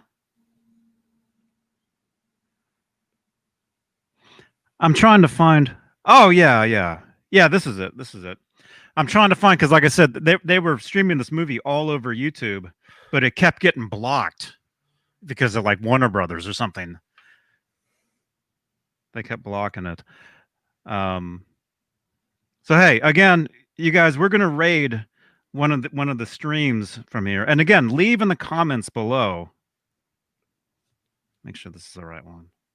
We read the comments below. We reply to them. So leave anything you want. And please like the video. We appreciate that. Yes. Oh, man. Okay. I think. Crap. Yeah, Bang Energy Drink. Meh, bang. Meh. Right. Hopefully this is it. All right. There it is in the chat. There's the link. Jump over there. Watch the movie. Leave comments in their comment section. Say you heard about this from Johnny Beane. Because like I said, these are actual friends of mine. Yeah. And I wanted to raid them while they were live, but they ended already. So that's all right. They'd like to read the comments anyway. Just say, Johnny Beane sent you. Yes. Talking guitars and 80s metal live. We were talking about it. Yes. And Cecil Music, Vinum Pickups, terrific custom boutique pickups. They'll make you anything you want, as well as their website. Go to their website. They have fantastic stuff ready to go. So check out Vinum Pickups website. Awesome. I got to try some of those. Yeah. Shall we thank our channel members? Thank you to our channel members who we value. We love our audience. We really appreciate you. Thank you, Halface, James Gum, David Crosby is a dildo fucker. 802 Blues, Mr. BHB. That's really what it says. Mr. BHB Jr., Frag 5150, Pal Guitars, Dan Halen, Frank Corcoran, Bent Tom, Thomas Santiago, Brian Spalding, Fender Guru, Music Therapy Laz, Ghost BC Rich, 5150 TV, Hugh Caldwell, Jim Nicholas, Jesus Rapes Me. Isn't that nice? Randy Price, and Steve Carmichael. Steve Carmichael. Also, thank you to our channel members. While we appreciate all of you, we especially appreciate Charles Green, Fruitcake Tony, Michael the Captain Smith, David Ennis, Mike Neese, Richard Poole, Linny Lou and Mary, Gargets Entertainment, Kurt 5150, Susan Silvestri, Mickey Settlemeyer, Joe Christian, Nicole Mrazek, Sean Boland, Wayno, Stephen Franklin, Will Starr, R. Habs, KXM Rock, David Shea Gomery, Bozique, Crazy Cook 678, Carol Hatcher, False Flag, Margaret Scranton, Sean Silas, Julia Baldessari, and Jarhead Rock. They get extra love and perks as channel members. We love all of you, but love some of our children more than others. I'm just saying. Yeah, they get They get perks. They get extra emojis, bedtime stories at night, and extra content and warm milk and cookies. And I mean, we really, we really roll out the red carpet for our channel members. But we love our entire audience, and all of you should be safe. Wear a mask. Wash your hands. We love you out there. Leave comments. Leave thumbs up, please. Mm-hmm. Eat your vegetables. Take your vitamins. Yeah, make sure your bowel movements are regular. We'll check for firmness. Yeah. There you go. Again, raid that video. Raid Right that now. video. Right Please, now. please leave comments on this video, but leave comments on that video saying, huh? All right. A lot of vagina talk in the chat right now. Thank you, Susan Mann and Linny Lou and Mary and Renus and everyone talking about vagina in the chat right now. But raid that raid that link, please. Yes. And Yes. leave And they actually know who I am. So if you say my name, that they will know. just like when you say his name at Colonel's Popcorn, say Johnny Beane or Jay Hannon at Colonel's Popcorn, and you will get extra portions. That's at Colonel's Popcorn. And more. And more. Chocolate covered cashews, all sorts of delicious candy. Thank you, Colonel's Popcorn. Delicious. Indeed. Okay. Sandra All right. Picorni, my girl, have a good night. Have a good night, everybody. We love you. Rock on. See you guys later. And we'll be on Friday, Susan. Susan was asking. Friday, same Yes. time. Susan, pay attention. All right. Good night. Good night, everybody.